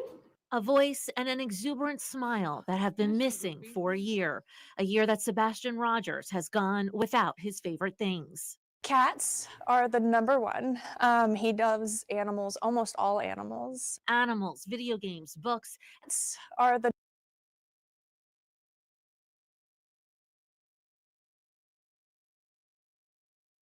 Like there's a few streams going down the face there. Yeah. Look how red her face is too, though. Huh. Okay. Well, But notice that they're coming from the middle of her face. They're not coming from where her deer ducts are. Well, yeah. It's almost like sweat Like who glands. splashed water on her? That's what it looks like. Okay, but let's pretend that they're real. Okay, I'll hit play. the number one. He loves animals, almost all animals. Animals, video games, That's fuck. books, But and that's any sweat. chance in the pool. Swear He to God, that's loves sweat. water. He swims like a fish. Sebastian also missed his birthday. December 7th. He would have. He turned 16, and he should be home for that. But Sebastian, who has autism, had Okay, let's. Sorry, but we have to take a really good look here. I mean, look at her upper I'm above her gonna give it blouse. to her. She's crying. Yeah, I'm gonna go with Charmaine on this one. That's like almost like sweat with tears possibly, and booze sweats. But anyways, oh, now you say she's crying. Oh, okay. Yeah, Later. I'm gonna go with she's crying because she's got some. Okay. She's All got some right. pretty watery eyes there. Okay, I'm still not buying it though. For that. But Sebastian, who has autism, hasn't been home since February of last year. After dinner at the Texas Roadhouse on the 25th, Katie says she and her Wait, son went did home. we miss that part anything already, happen the Melissa? night Hold on. Did we miss that part? Because I was too busy looking at the tears. Did we miss the part where she says he was almost? Did we already play that part? Yeah, he would have been. Yeah. Yeah, Okay, they so I already missed played it. it. Okay, you guys, I'm Yeah. gonna go back again. I gotta go back again. All right. Tonight marks 1 year since Sebastian Rogers I'll pay attention, I disappeared from swear. his home near Beach High School in Sumner County. He's 16 now, but there are still no confirmed sightings or leads in the case. Fox 17 News' Kelly Avellino sat down with Rogers' mother, Katie Proudfoot, and the search for her son and the ongoing public scrutiny surrounding this investigation. Green tea. A voice and an exuberant smile that have been missing for a year that Sebastian Rogers has gone without his favorite things. Cats are the number one. He loves animals, almost all animals. Animals, video games, books, and any chance in the pool. He loves water. He swims like a fish. Sebastian also missed his birthday. December 7th. He would have. He turned 16, and he should be home for that.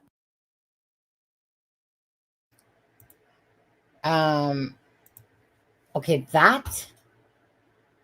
okay, now that I paid attention, you see her? He would have, what she always says, let me just remember my lies. Let me just regain myself. Oh, shit, I just fucked up, and now Christopher's gonna fucking give me shit when I get home. That right there? Yep. That was a Freudian slip. That was a Freudian slip. It's just because... And that deep sigh that she took, it was exactly what you said. Oh, fuck, I screwed up. Chris is going to get on to me. This is why he's always the one talking. It's something. Because that was a shit. I screwed up. Now I got to get back to my lie. Yeah. Like, honestly, it's kind of like, yeah, exactly. That's exactly what that reminded me of. And I'm not no body freaking verbal expert or something like that. I'm just a regular person that watches people's cues like anybody else, type of thing. But whenever little things catch me like that, the way she said that, it was what she did after she said that. Like, you know, like that whole, okay, fuck off. She's probably thinking in her head, oh, for fuck's sakes, this is exactly why I don't do interviews. Because I keep fucking up the story.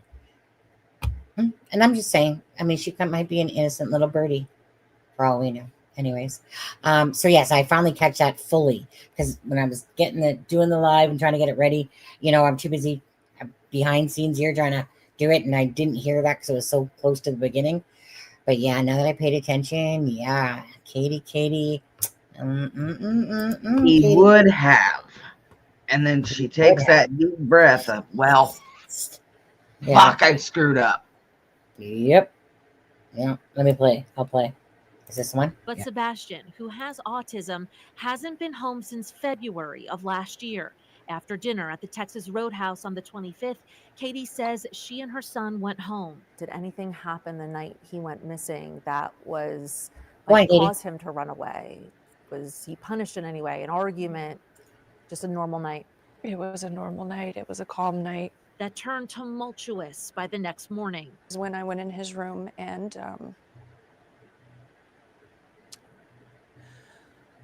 he wasn't there. He She's wasn't in his thinking of the bed. lie. Katie says she frantically searched the house and drove around the neighborhood I'll at bring up something 6:30 after a.m. this. until she and Sebastian's stepfather, who says he was away for work at the time, called police. We need you to search your properties every day. But an Amber Alert and an extensive week-long search didn't yield one significant lead or even a glimpse of the boy on any doorbell cam video. Days later, investigators combed through a landfill 2 hours away, still saying they had found nothing. There is no evidence to support foul play is involved in the disappearance of Sebastian. But at this point, you don't rule it out? We're not ruling anything out. For the next year, any activity involving Sebastian's case would fuel droves of online followers and even a restraining order against one YouTuber. There were quite a bit of people that were, sending some very threatening and hateful messages to us. What would you say to those people? Just stop. Fox 17 News sent the Sumner Didn't even County believe Sheriff's that. Office, the lead agency in the investigation, a list of questions in anticipation of this story, including asking if there are any new leads, what kind of evidence detectives have vetted, and if investigators still believe there is no indication of foul play. Sheriff Eric Craddock responded in an email saying, "This is an active and ongoing investigation. We continue to work with our state and federal partners. We will continue to seek a resolution in this case." What do you believe happened to Sebastian?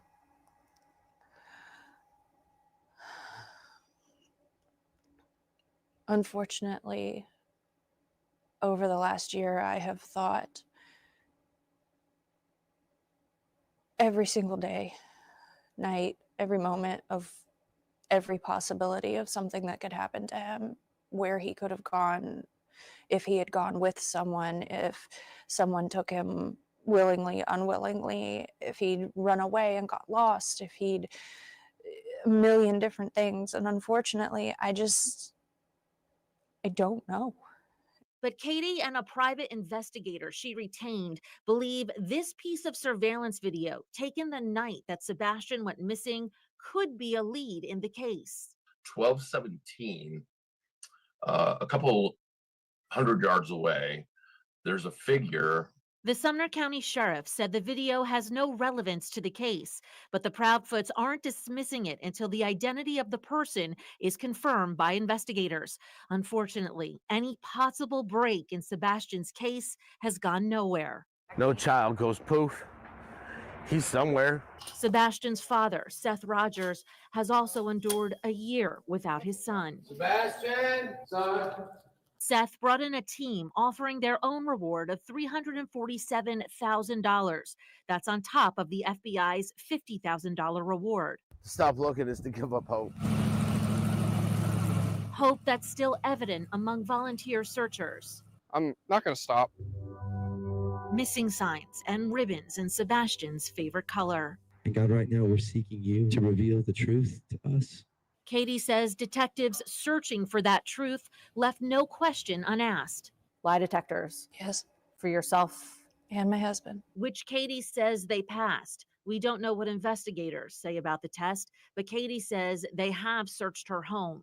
Thoroughly, many times. Cadavers, searchers. What do police tell you at this point? What do they think? Unfortunately, that they have zero evidence. Zero trace of the boy with a smile that's imprinted on countless hearts, especially, Katie says, on her own. I would just like to tell my son that I love him and Holy to know shit. that we are never going to stop searching. So a lost smile can be found. Anyone who believes they may have seen Sebastian Rogers should immediately call 1-800-TBI-FIND or the Sumner County Sheriff's Office. Okie dokie. Go ahead. Go ahead. You said holy shit. Give him that. God, she lies Let too me much. play it again. No. I've got a tattoo on my arm.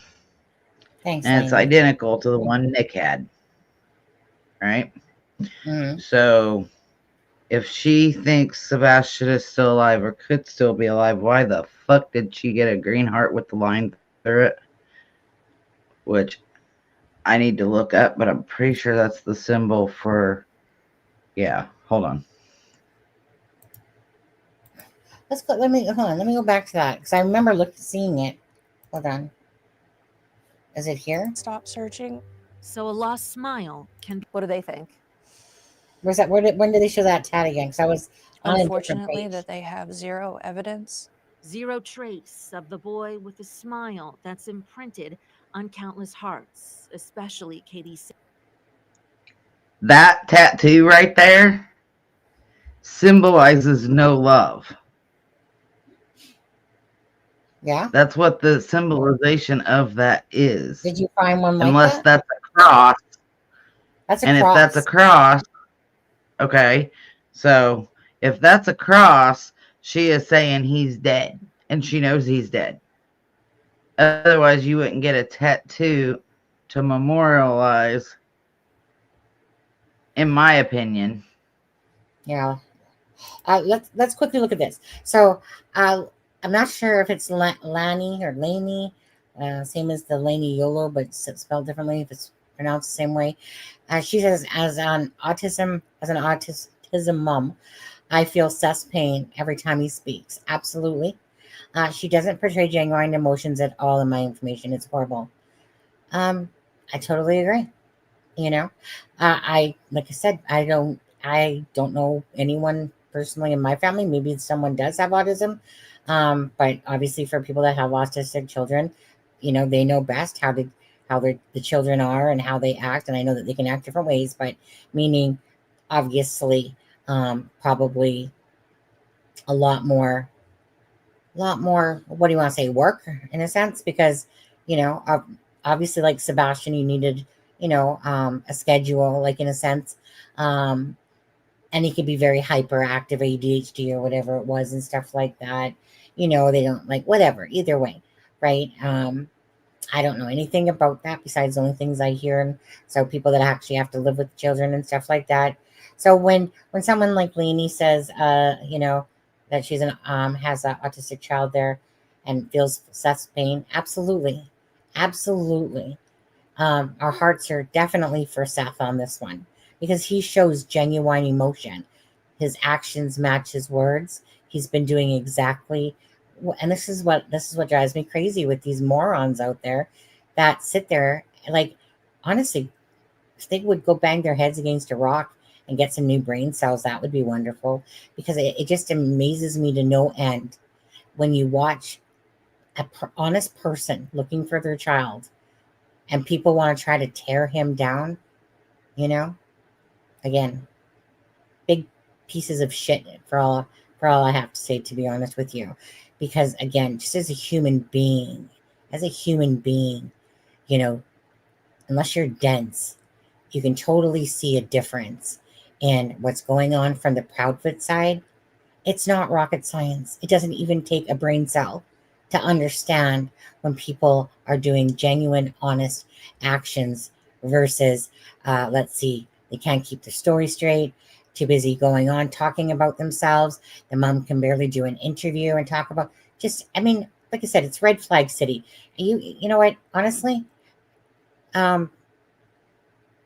there's so many red flags with the Proudfoots, with everything. Again, Sebastian's, you know, step grandparents, they couldn't be asked. Christopher, again, he wanted to talk about that shit. Why don't you just talk about Sebastian? Like, the whole point of that live on Web Sleuth was to talk about Sebastian, you know, and things about that day perhaps, and blah, blah, blah, blah, blah. And he wouldn't even talk about the thud. He's such an a-hole. Ugh. But anyways, he wouldn't I even mean, talk about my that. son will be 25. My autistic son will be 25. And I can tell you what, I would never treat him in any way, shape, or form the way the Proudfoots treated Sebastian. I get angry at shitty ass parents. You know, I just get very angry. And that's probably like because we don't know what happened to Sebastian, right? To sit there and say they're guilty, well, we can think it all we want. Does it make it true? No.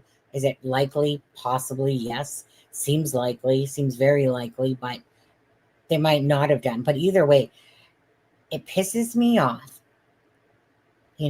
when children are involved, and then you watch the likes of those two useless tit parents, and then sit there and, like I said, can't do interviews, besides Christopher Appert. I mean, honestly, the guy's a narcissistic douchebag, along with that stupid video that is absolutely pointless. Why can't they just tell us who he is? Really? Really? Because it has no freaking evidentiary value. Why don't you tell us why you have a memorial heart on your arm? Yeah, with a cross on because it. Sebastian isn't dead yet, in case you didn't know, Katie Proudfoot. Katie did say that he was almost 16. But wait, let me just catch myself, because I just caught myself talking about Sebastian as if he's dead. That she's going to take a lot of slack for that. And then there's moron channels out there. They're going to be sitting there, twisting it, because again, right? Why wouldn't they? If it feeds their pocket and it brings them the stupid ass people that follow them, that sit there and support them and give them money, as they sit there cussing and swearing all day long, going, yeah, we're just a badass effing channel, and this effing creator sucks, and this one sucks, and oh my God, let's bring up Britney again, and let's talk about, oh, it's a crime and shame that who is this chick anyway, and blah blah blah blah blah and stuff like that. That's again, what literally trailer park trash. It's calling a spade on that. But you know what? Like I said, let them twist it, let them do whatever. I mean, it's their karma that will ever come back to them, at the end of the day, right? Can't do nothing about it. All we can do is just try to put out the stuff. You guys, by the way, I did drop out the video. You know what? Let me play that quickly, if you don't mind. Give yourself a break. Let me play Sebastian's video that I made for him for the memorial for anyone for today. Let me just do that, if you guys don't mind.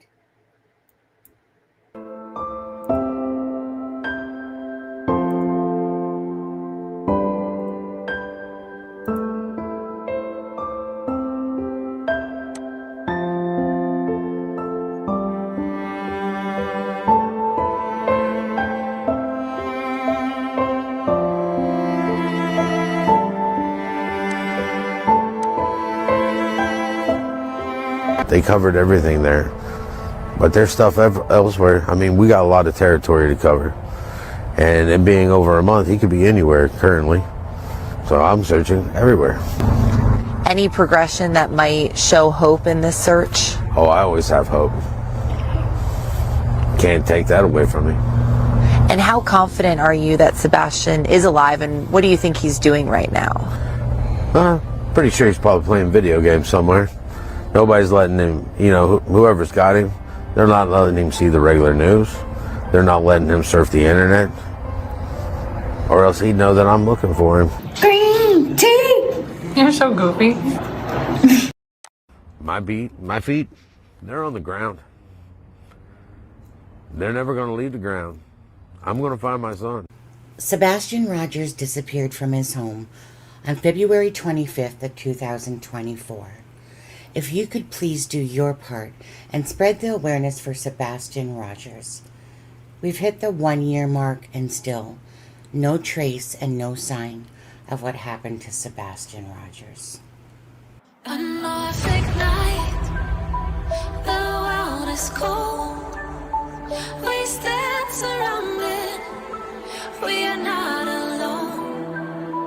Within my reverie, there's holy light.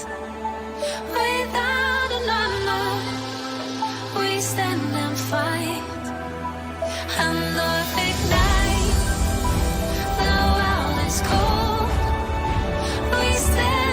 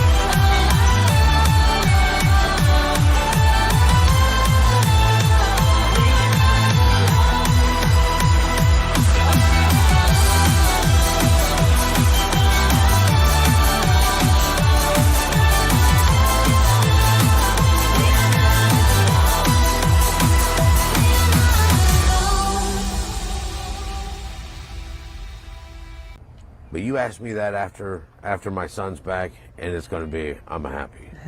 All right, because in law enforcement, it's always goal oriented. You know, go to work, put a smile on your face, get the job done. I know that they're putting their effort, 150% effort into this, and I appreciate that, and I'm hoping it will pay off with fruition. Well, I'm wanting to watch him finish growing up. Do you wear this every day? Talk to me about this shirt. This right here is my own billboard to find my son. People notice people. People notice what people are wearing. So I am a walking handout. I have these in my car.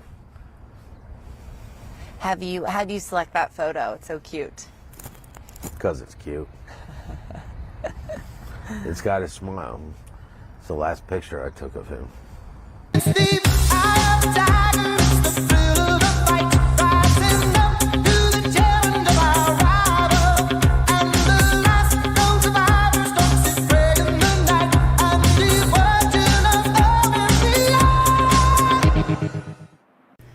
Sebastian Rogers has been missing for 1 year. Please hit that like and the share and keep Sebastian's name out there. Thank you from It's a Criming Shame and American Justice. Sebastian Strong, Sebastian's Army. Okay, thank you. I didn't want to post anything when I was playing the video on there, but yeah. Lenny says, yeah, no, really, I've gotten free tattoos better than that. Prayers to Seth to go through this anniversary and keeping hope through all this drama and chaos. Prayers to Sebastian is still with us. Absolutely. Thank you, Lainey. Melissa, that's true for sure. Seth was in here last night. Yes, he was in the chat for just a little bit, basically saying, thanking us. And, because he was on this channel, I don't know, 8 or 9 months ago, which was an impromptu type of live. He just happened to be in chat and stuff. So, he came on. He was having definite internet issues and stuff like that. So it was really laggy for him. And then he popped off like popcorn a few times and stuff like that. Anyways, but prayers for him. I heard Tony's sick as well. People are saying so. Prayers to both of them. But on this day for Sebastian Rogers, like I said, I like to make tribute videos. It's my way of doing something for the family. Like, meaning, if they see it, they see it. If they don't, they don't. But it's my way of doing something that makes me feel good to do, because I do like making the tribute videos, and they usually get the least views. Nobody seems to give a crap about most of them. Like, most people don't, honestly. Usually the tribute videos will barely get that many views, and that's sad. That's sad. But to me, it's my personal thing, and if anybody else enjoys it. But I really wanted this video just to be focused on help me find Sebastian, geared towards, like I said, Seth being the father that's truly trying to find his son, but to keep the focus on Sebastian. And for anyone else to share that video, I did release it on its own about half an hour ago. So if you guys could please perhaps share that, just so that for people to see it, because sometimes it takes an emotional thing for people to actually care, or connect with it and stuff like that. But for me, it's just, I just like doing it from the bottom of my heart regardless, because Sebastian's case means a lot. And the people's names at the end was because last night I said to anyone who was in chat, and there was a few people that weren't, but I knew that they'd want their names on there. I just said, hey, look, if you want to be part of this video and have your name on it because you're following the Sebastian case, I will put your name on it. I thought that was a good thing to do, because every time I ask people to send in something for the video that I'll absolutely show, nobody ever does that. Like, literally, I'll get one person maybe at best, but I got 0. So I just thought, well, while I was doing the live last night, I'll just ask people if they want their name, and then I'll just stick it on at the end of the video, because Sebastian is not alone. There's a ton of us out here, all you guys that truly care about the case, that want to find answers, that really want Sebastian to come home to Seth and stuff like that. So biggest prayers on this 1 year mark, and hopefully, like I said, Sebastian is out there still. And we'll hold out hope until we hear something different. Yeah. And thank you, Lanny, on this one. And thank you, Lanny, on this one. 2 different Lannys. At Cats, Chris made him, the cats go away. Yeah. And then remember Christopher? And he's never let me live that down. Christopher, for me, like I could never be with somebody that didn't care too much about my son, but I mean, we don't live in their household. I think Christopher believes. No, I don't even think Christopher believes that he cares, to be honest. Fuck that. I was trying to give him some props for 1 second there, perhaps, but no. Hi, Sport Steffa. Excellent job. Thank you. Thank you. Thank you. Hi, Runs with Scissors. And did Ali check the phones pinged off the tower covering the neighborhood? Well, let's hope that they check the Bauer Sox phones for sure on that stuff. Now, did you need to say something? I do want to play out the little bit that's left of the Donna Serafina thing as well. No, we can play Donna's. Pardon?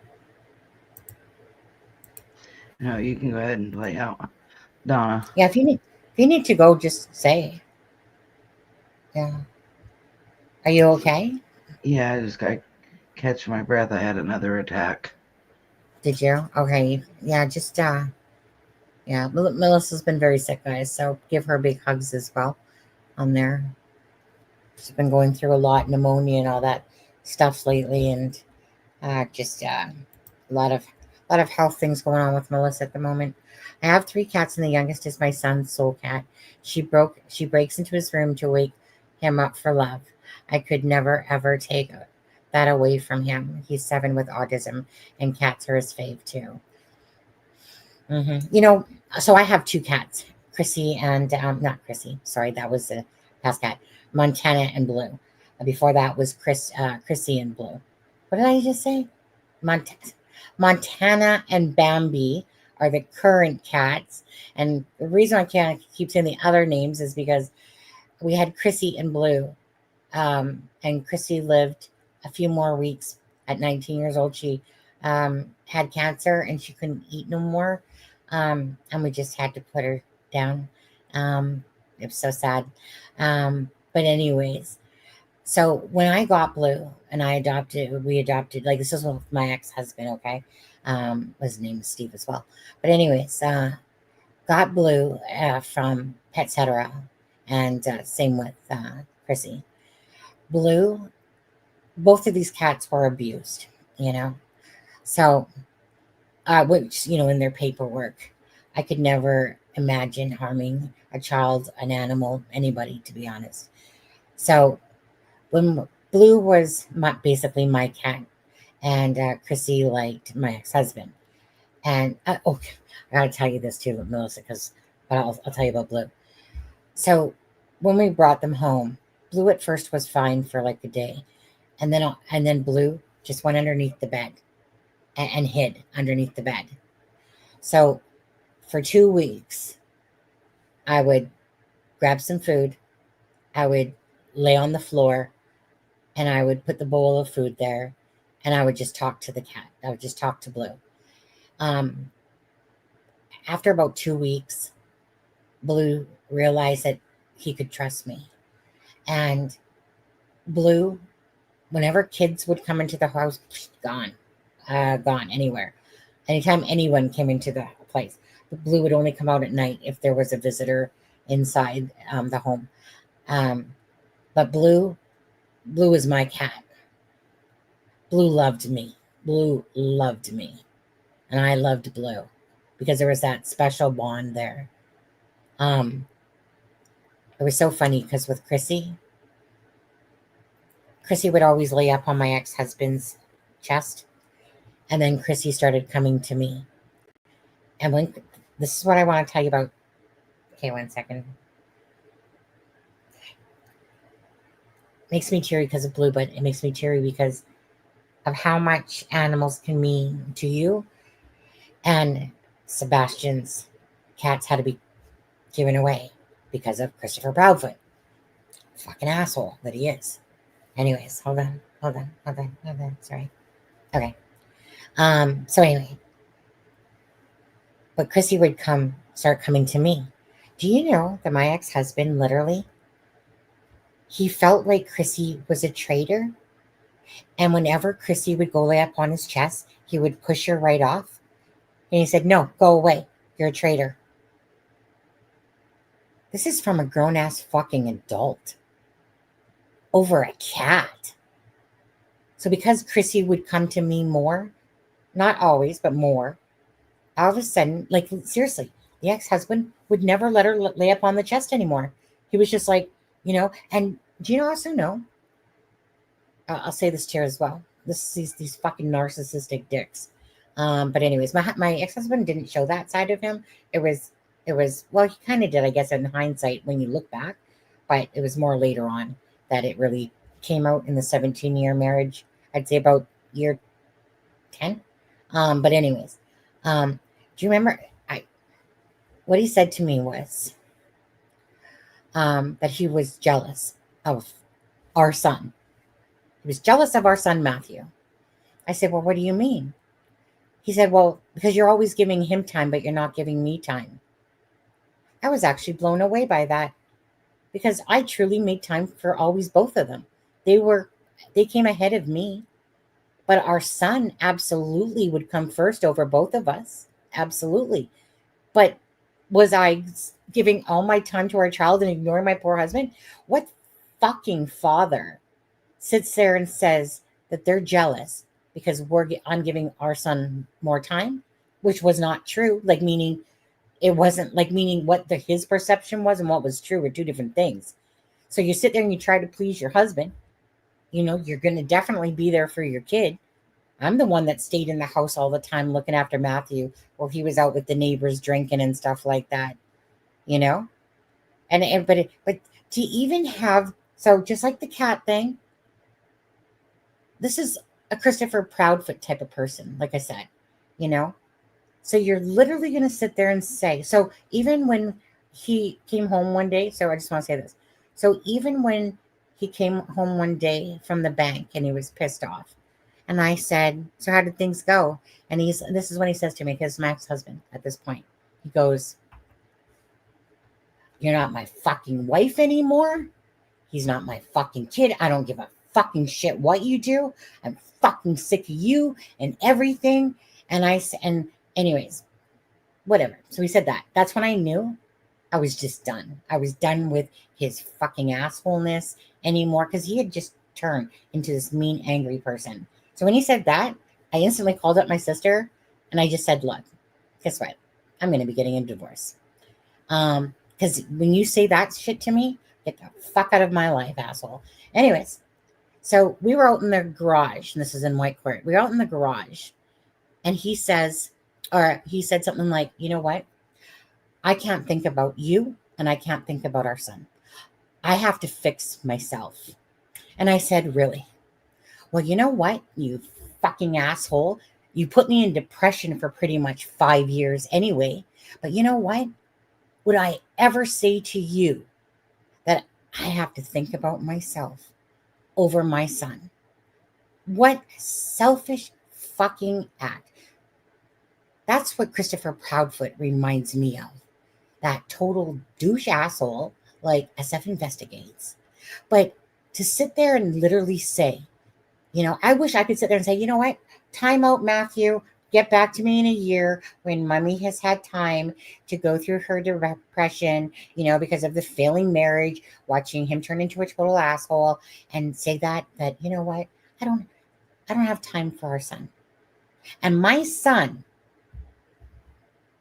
no hate, my son to this day blames me for everything. And I did everything I could to protect him. And that's what a full-on narcissistic shit does. They sit there and they play these fucking mind games like Christopher Proudfoot when he gets on these live pretending he's in a different voice, when he gets on these lives and he's sitting there going, well, I didn't say who took the polygraph test. And then so either Katie and him are two peas in a pod, or she's got such low insecurity that Christopher can easily do the push pull thing. Push pull. Oh, I know what I was going to say to you earlier. What's the chances that you think Katie doesn't know anything about it and Christopher had his family do something about Sebastian because he was such a pain in the ass? Because remember, their marriage is falling apart, right? Now they look like thick as thieves, don't they? But then again, I would have to take I away think from that's a 0% possibility. Yeah, I'd have to start taking away all the food and the places that she took him on the day he disappeared as well. Well, not just that. They didn't like Sebastian. They're not going to, you know. Yep. I would just like to tell my son I love him. His name is Sebastian.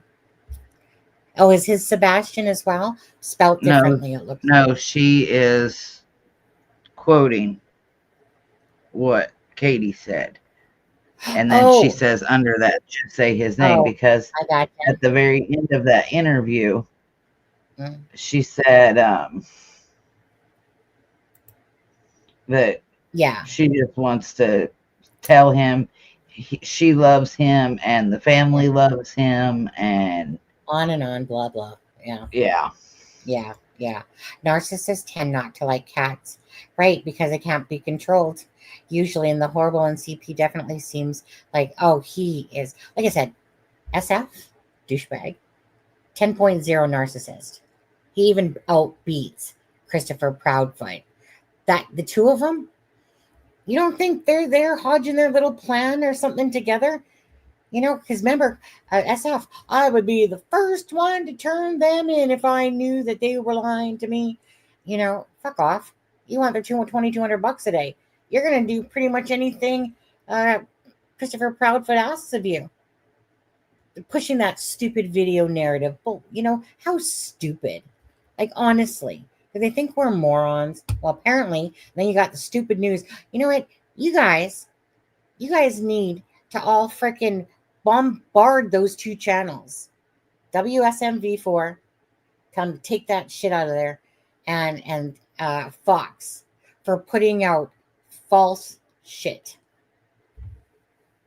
Crap. The thought crossed my mind. If it was flashlights, though, I definitely Katie heading back to the house. Yeah, right. You know, I would like to know the truth on that one too, about the flashlight thing. You know, just to narrow it down, right? That's all I'm ever trying to do is just narrow down to the tightest timeline that we can possibly get. But we can't believe Katie and Chris. It's that simple. They've shown that they don't deserve to be trusted. Christopher, there's not even a question that guy's a liar. He's lied so many times about his polygraph, right? He sat there and said he didn't say anything. Remember, the best part about this all is Sebastian maneuvered everybody. You know, he was smarter than everybody. Even like you can see the narcissist, even smarter than me. Not, but you know what? Let's just put out that. Anyways, total liar. And then Katie, the mother, who can't even be asked to come out to fight for her son. You can't believe anything about the thud. The only thing that you can believe is that the LE has checked the time, you know, on the phones and the tracking of the phones around the house at certain times and blah, blah, blah, blah, blah, you know, and hope that was all done properly and that they've done all that, which we would assume. But when you assume, we make an ass out of you and me if we assume, because we know that even they screw up, just like Delphi. But you can't trust them. We can't trust her timeline at all of 12 to 6. The only timeline we can trust is from when that Sebastian got in that vehicle, right? And I loosely will say about the trash, Sebastian taking out the trash, because it's not like we have visually seen that. We've heard about it. Seth said he could make it out like it was a shadow, you know, like, or a figure type of thing, but he couldn't make out it was Sebastian. But, you know, like, we'll try to give the benefit of the doubt that Sebastian did make it home. But that's when the timeline stops. After that, we don't know. Anything that Katie said, right, from the whole walking out the freaking front door and locking it to Christopher Proudfoot saying that he would have been seen out the front door, right? As we've just played, from the fact that Christopher said we would have heard him go out the window, that we saw what clothes he was wearing that night, blah, blah, blah, blah, blah, blah, blah, blah, blah, on and on and on and on and on. You know, Seth's head must be fried with these two fucking people, to be honest with you. Yeah, his family. I mean, we miss him. We want him home. We're not going to stop searching. Well, he stopped searching about 220 or 80 days ago, didn't you there, Katie? Packed on the weight. That's about What it. are you talking about, Sonny? She never searched to begin with. True Seth that. did. True that. Oh, yeah. Every time you hear them talk, right? Like they can't even ask a direct question. So what are you doing? Well, we're just doing stuff behind the scenes. Why can't you say what stuff? Is it the reason why you can't say what day you left on when you left home in early February? You fucking liar, you know? Well, they couldn't have been searching too hard. And I say this, and I'll show the receipts. It's in the document. They couldn't have searched too hard because her or Christopher were on a live almost every other day or every 3 days, whining and groaning and complaining. So you couldn't have been out searching too awful damn hard.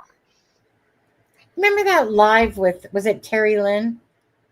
Was it with Terry Lynn, that one live where they're sitting there acting like they were sitting by a campfire drinking and talking about Sebastian, but they were too busy laughing the entire time? You know, can you just imagine Seth sitting on a live just throwing jokes around? You can see Seth telling stories, and every time he tells the stories, he breaks down. Why? Because that's exactly what happened. But nope, remember that? But Terry Lynn took down, I don't see those interviews that she had. I think she took a lot of her interviews down because I couldn't find those ones. And She took even 90% of her stuff down. Yeah, she did, right? But they were just sitting there. I wish I had that. I so wish I had that one to play for you guys. Oh, I probably played it on a live. I'm just trying to wonder because it was long. I remember watching it myself, but I don't know if I ever actually showed it on the live. Besides talking about it, it was an absolute joke. Just sitting there. Oh wait, talking about Sebastian like he was good and fine. You know how you go to neighbor's house, throw back a few, right? That's exactly what it was like. And you're talking about your kids and stuff like that. But this kid's missing. And they're talking about him like, yeah, those were the good times. Those are the good times with Sebastian. Oh, let me tell you some more stories. And the stupid laughing that they were doing was ridiculous. Like, it was ridiculous. I swear to God that Katie and Christopher were drunk that night. I mean, they were drinking, but I'm sure that they were a little bit sloshed, Heaven forbid that alcohol that shows in their picture during that one live interview. Anyways, AJ, I would be inconsolably, ugly, crying, hard begging, and pleading for my child's return every chance I would, right? Like most normal mothers, right? There's a lot of you useless tip mothers out there, don't get me wrong, okay, that literally too busy sitting there letting freaking computers and their devices be the best babysitters in the world, not even realizing what their children are even watching or doing. Guilty. Guilty. I didn't realize Ren and Stimpy were hardcore cartoons, not gonna lie. My kid came downstairs going, I said, hey, Matthew. I said something and he goes, I'm so happy my ass is smiling. And I was like, wait, what? But I laughed because it was funny coming out of a kid's mouth. And I was like, where did you get that from? So I'm doing dishes one day, right? And Matthew's watching Teletoons, I think it's called. And all of a sudden I hear, I am so happy my ass is smiling. And I was like, peeping my head around. I was like, watching these freaking Ren and Stimpy shit. Freaking blood's going everywhere, guts pouring out. I was like, what kind of freaking cartoons are these? Didn't even know that those things were nasty cartoons. Because he was watching them with my ex-husband, his dad, and I'm like, when I realized what they were, I was like, are you kidding me? Like, this is Teletoons? They actually make cartoons that are literally not made for children? Like this? Dang. I remember that. You guys remember that? But anyways, and not only that too, but if my kid wanted to play on his computer instead of go outside and and where he could have harm come to him. I wasn't against it. Absolutely. Stay on that computer as long as you like, son. Then what did he do? He blamed me for him being not sociable. Yeah, right. He's sociable. He blamed me for not being sociable. Oh, right. So you mean it's all my fault? It's all my fault. So your dad that fucking sat there, whatever. But it's all my fault, eh? Just like my son accused me. Me and my ex-husband, right? We went to Costco, got a poker set. My stepdad taught me how to play card games, all the different games, cribbage, backgammon, all these games when I was 8 years old. Matthew loved playing poker, right? All the different colored chips. Matthew accused me that said his gambling issue was from me, not his dad, but it was from me. So basically, everything about my son, he basically blames me for. That he's not sociable, he's this or that, and whatever. Oh, I'm so sorry, you little mini me narcissist, just like your father. It's amazing watching children. Like Matthew wasn't like he loved, like my ex-husband, he would drink some pop in the morning and put out a loud burp, right? Matthew loved to do that. He liked to do that with his dad because he thought it was funny. So Matthew would drink his pop or whatever, and then bleh, just like his daddy. Just love his daddy. But what's so freaky to me is watching the ex-husband speak and then watching a little mini me say those same things. Mom, you psychotic bitch, just like dad said you were, blah, blah, blah. I'm like, wait a second. You get those words from your dad, didn't you? Because that's where they came from, and but it's the most surreal feeling in the world when you're looking at this child and all that's going through your head is everything that your ex has said out of his mouth, and that your 13-year-old kid is saying these exact same things.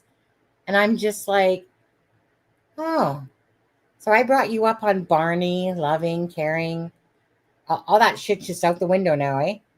Now it's like, hey mom, why do women whatever, something about feet and dishes, or because they're closer to the sink or something like that.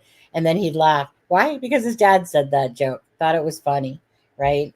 About women and doing dishes because their feet are smaller, so they're closer to the sink or something like that. But it's the eeriest thing as a mother watching him turn into this little dickhead like the dad. And you brought them up on Barney and Karen. You know what I mean? Like, seriously. Everything that you try to do, it's like undone. And he was at that age where he wanted his father's love. He had mine. In fact, he had double. It's crazy, what these narcissistic shits do. Anyway, now I'm just storytelling at this point. 10:21. My bad.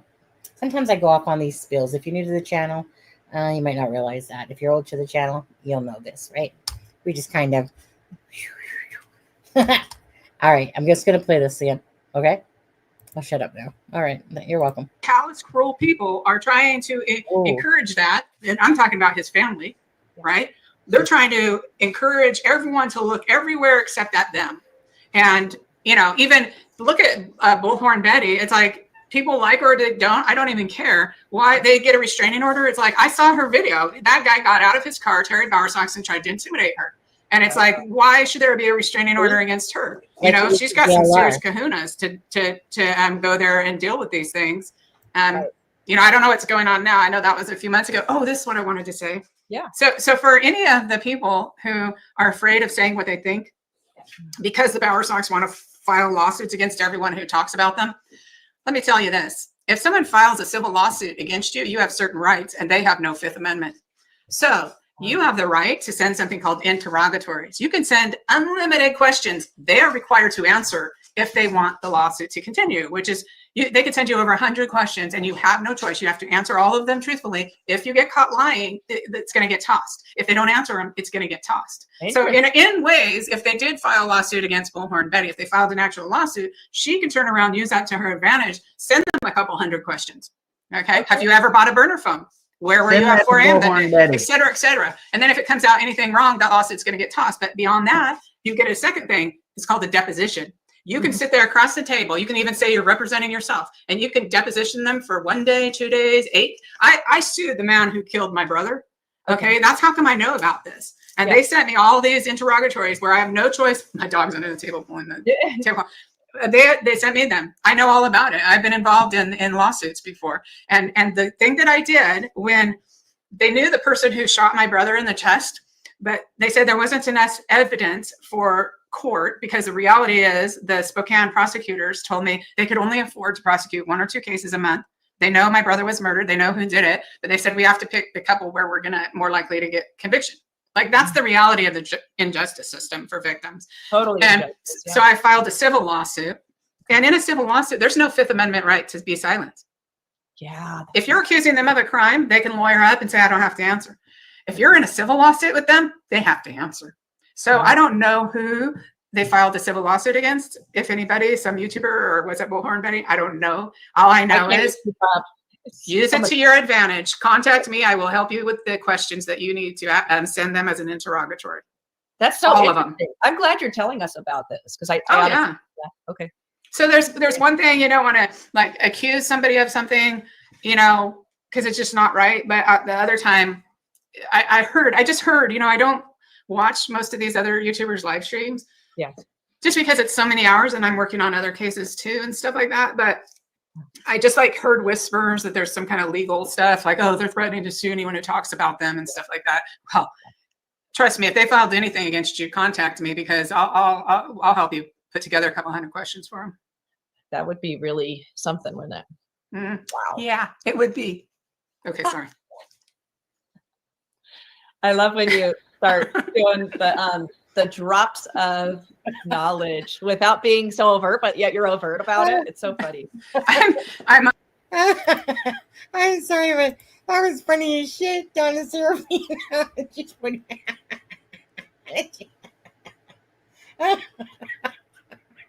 That's how much these people make your age. Seriously. Did she really just do that? Like, oh, that was funny. That was funny from coming from Donna. Every now and again, my middle finger goes up. But yeah, when Donna. That's because, like I said, Katie and Christopher, they're pieces of shit. Whatever. Anyways, okay.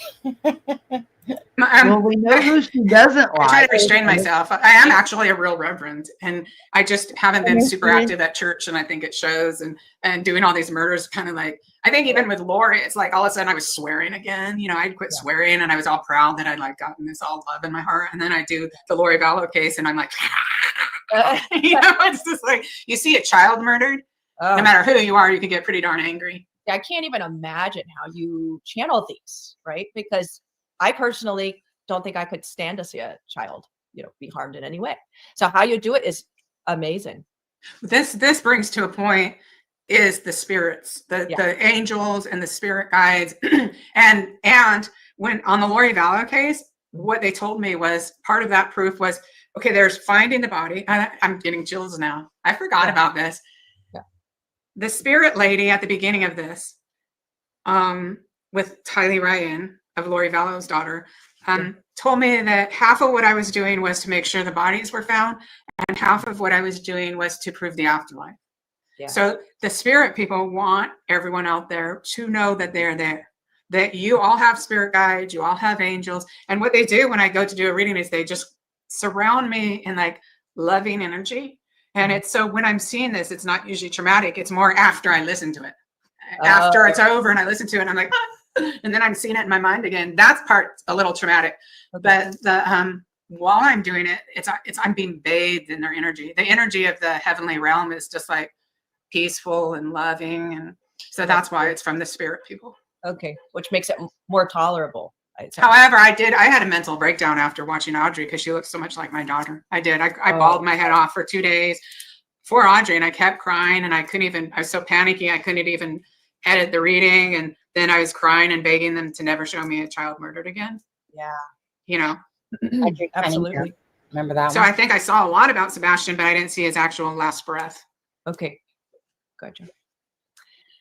Wow. It's intense. You talked about the truck. Do you feel that if you saw this truck that like there was something so notable about it, you could? Yeah, But it didn't look like a news truck. I can't remember anymore. Like there's some things I can't remember actually independently. It seemed like a little bit older, like a construction worker, and they could have taken it off by now. I just felt like there was a connection between that truck and the property where they took Sebastian to. Yeah. Not that they took him in the truck. Okay. But it was more like a feeling of rather than seeing. Okay. Do you see? So there's levels. There's like where you see it or where you feel it or whether you just wonder, like that. Yes. And I think that Allen wrench thing is important. Like the name, maybe? Is that what it comes up? It comes up. I don't even know what an Allen wrench is. It comes up right before the truck. Let me see what an Allen wrench is. So maybe the owner's name is Allen. Or it could be. It could be. And it could be related to the name of a street someone lives on. It could be related to the shape of something. I mean, I don't know. I don't know. What was that street, Donna? Hold on. In the Lori Vallow case, you kept saying it and saying it and saying it. But you didn't know it was a street. That pisses me off so bad. Yeah. It was Trapper Lane. Trapper. So the Trapper didn't come through in the first 2 readings I did by myself. And then one of the family members in the Lori Vallow case contacted me. And every single reading after that, I'm going, the Trapper looked like a Daniel Boone. I mean, I'm like, like with the whole thing, with the hat, with the furs, pulling a sled of furs. And I'm like, oh, and there comes the Trapper right across the scene, every single reading, right? And during that time, when I was trying to sleuth the case, I literally have talked on the phone with almost every neighbor in Chad Daybell's neighborhood. I know you have. Yeah.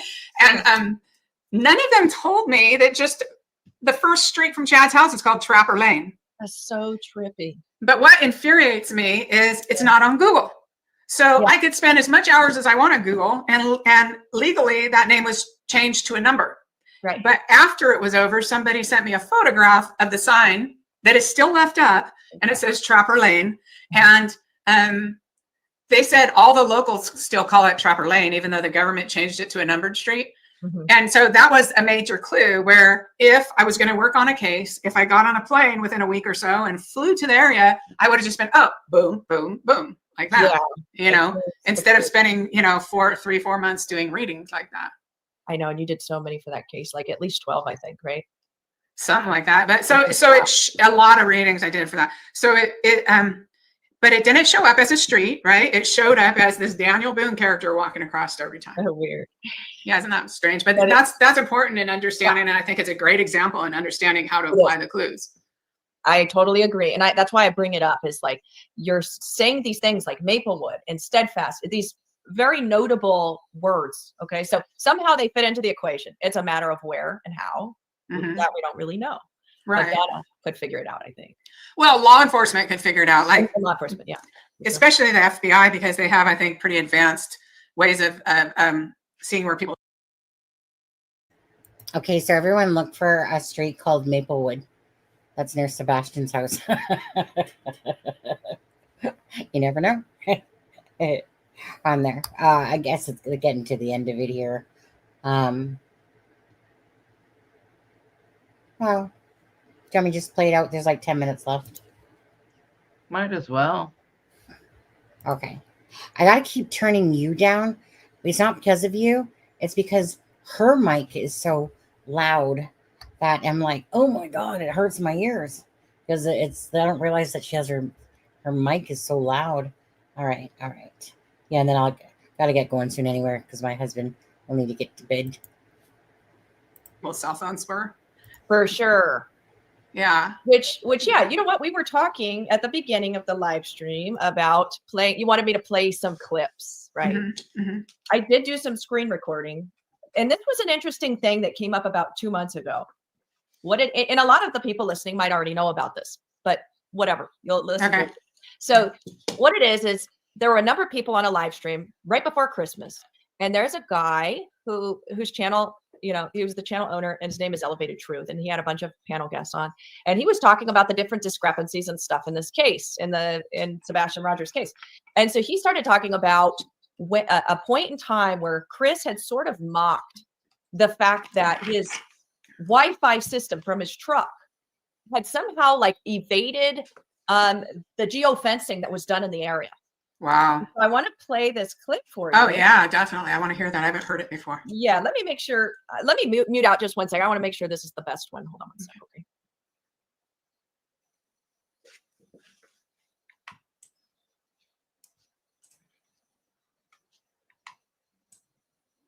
What we're doing up here. Okay. Right? The point of this situation is that all of the If somebody could put his channel in for me, Elevated Truth. putting shit behind the scenes for creators to talk about needs to stop it. Chris and Katie need to stop it. Well, hold on. We'll stop there because we ain't putting stuff out behind the scenes. Bullshit. Chris, Chris, don't put me in this position. Don't do it. Do not pull my man part, Chris. I don't know what pull that my means. man part and put me in this position. I ain't pulling anybody. Chris, I'm gonna ask you one more time. Do not put me in this position. Well, the way you're making it sound is a little odder than it may You be. can't really So hear it maybe through instead the of phone. getting like that with him, because he may not know what you're referring to, because to be He does. but it's for Sebastian, right? I'm not up here to have an issue with you, Chris. I just sat here and said, I don't think you have anything to do with the disappearance of your stepson. But do not put me in the position of you saying that there's not shit being pushed behind closed doors when you know damn well there has been.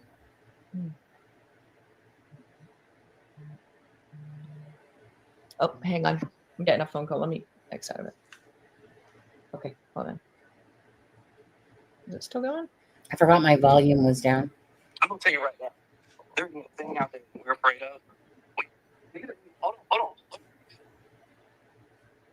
This isn't about fucking size. Once again, when all these freaks get past it and finally focus back on Sebastian, this might go somewhere, but it won't go anywhere. Everybody got different narratives out. Yeah, I can't really hear. We all agree on that. Right? Includes everybody. Includes it. So, we'll make you sideways. Sideways. I can if I turn it up, but then if she talks or you talk, it blows my eardrum. It's plain and simple. Chris. About what? Whatever it is. If y'all will come out and say the shit, say it. Who said, what are you worried about someone saying? Like, no. Can you guys make this shit You all out? have little ways of putting it out. Using us with different people. I kind of can just because I was there and I heard it. Said some stuff about Like what, Chris? Open it in. exact photo. You're going to accuse me on my panel. You're willing to back it up. Yeah, you know what? I'm gonna stop it there because at first it was low. I realized because she was blowing my eardrums out by her thing, so I had it low. And then once I turned it up, I could hear. But once she answered that phone and then went back to play it, all you hear is like that. You hear the odd word coming out. Either way, Elevated Truth, you guys. That's what that live was on.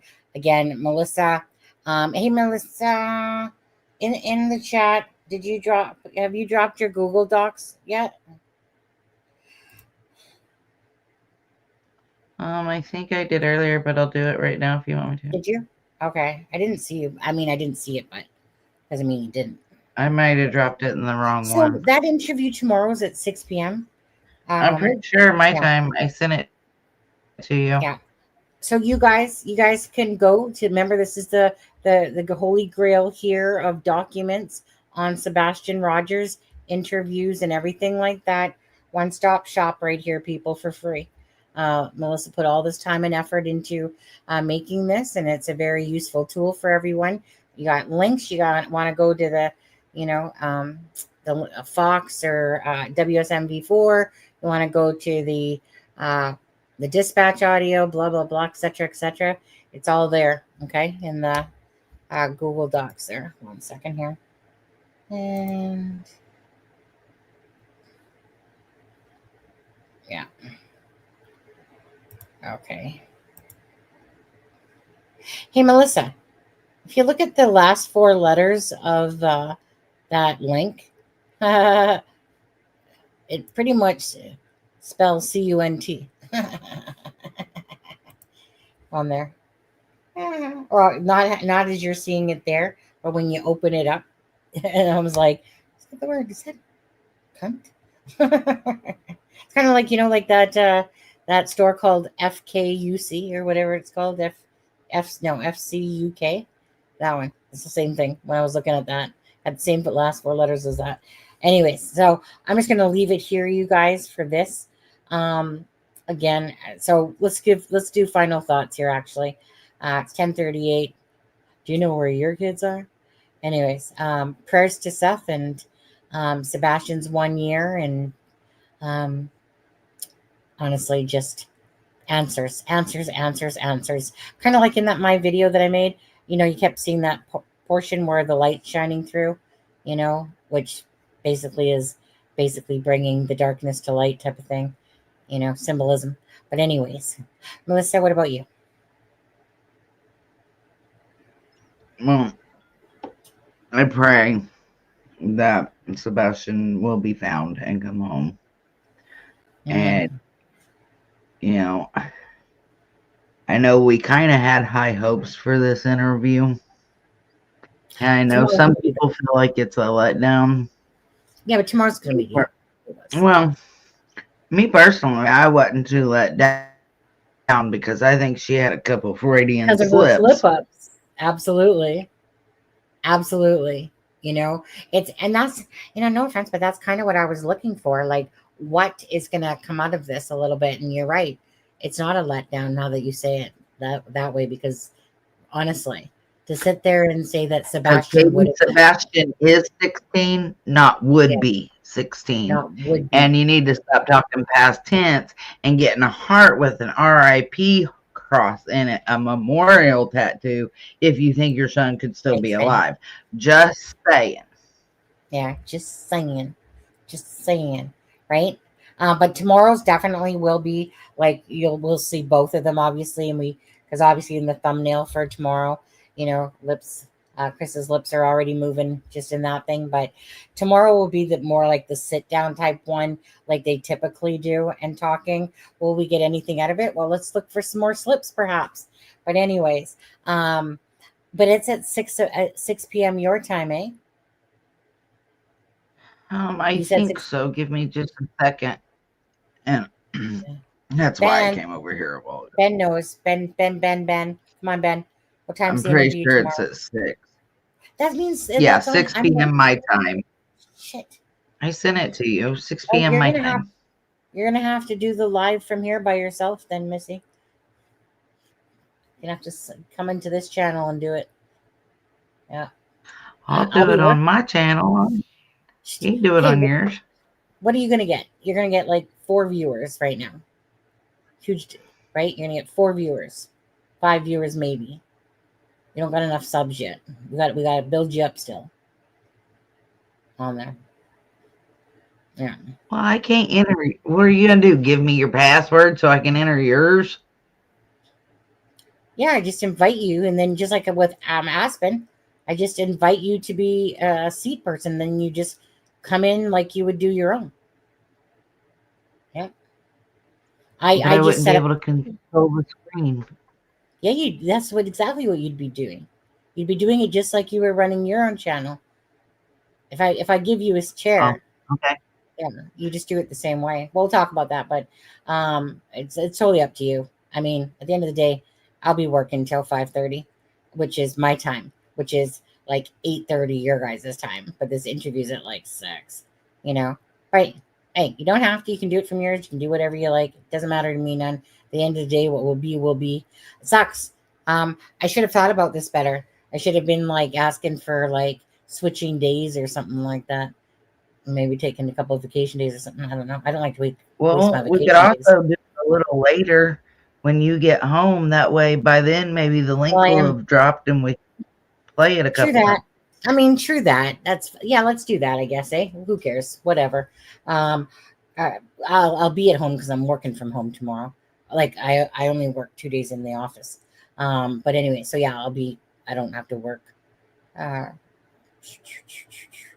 have to work today or till 5:30 tomorrow. So yeah, like I'll set the live for like 6:15 or something. 6:15, 6:30, one of the two. Yeah, probably 6:30 actually. That makes more sense. because chances are I'm not going to be making no thumbnail tonight or anything like that.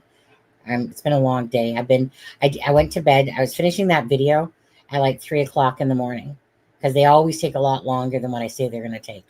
They always take way longer, because they just can't be like average videos. No. But anyways, and then I got up earlier before work. So I'm kind of just after this, just going to go lay down, chill out, watch some videos, see what other people are saying till I pass out. So yeah. So we'll do one at 6:30, okay, guys? Tomorrow we'll do one at 6:30. That way we can all talk about it. Why? Sorry, but you'll have to watch it again. It can't be too long. It's not going to be that long anyway, right? But anyways, I'll be very interested in tomorrow's one, for sure. Obviously, they're going to be talking about the stupid video that SF Investigates put out again, as if that's some break in the case, because that was obviously pre-recorded, whatever. But other than that, who cares? Prayers for Seth. Absolutely, Ben. I was just about to say that. Prayers for Seth. Prayers for Sebastian Rogers. Please, you guys, just give prayers.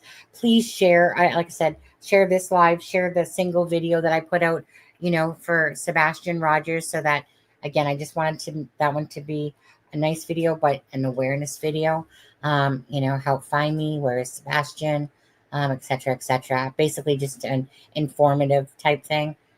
Put Seth in there because, again, he's been working so hard to try to find his son.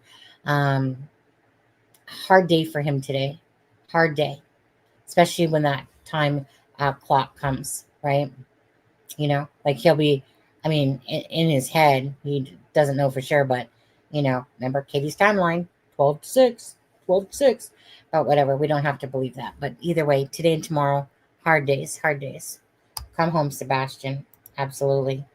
Okay, with that being said, I'm just going to play out a little bit of the extra for Sebastian Rogers' Eye of the Tiger. Other than that, thank you guys. Please hit that like button and the share. Like I said, let's see here quickly. I gifted 5 memberships things from YouTube.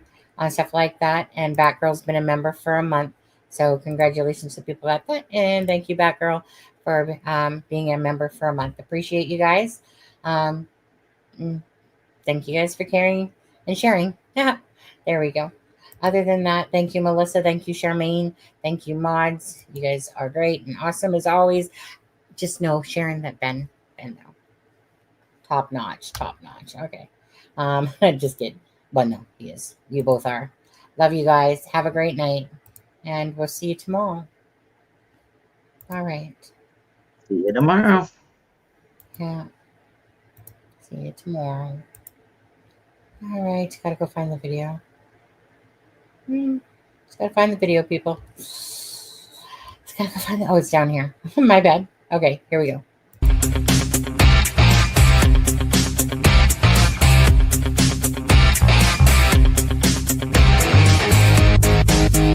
Rising up.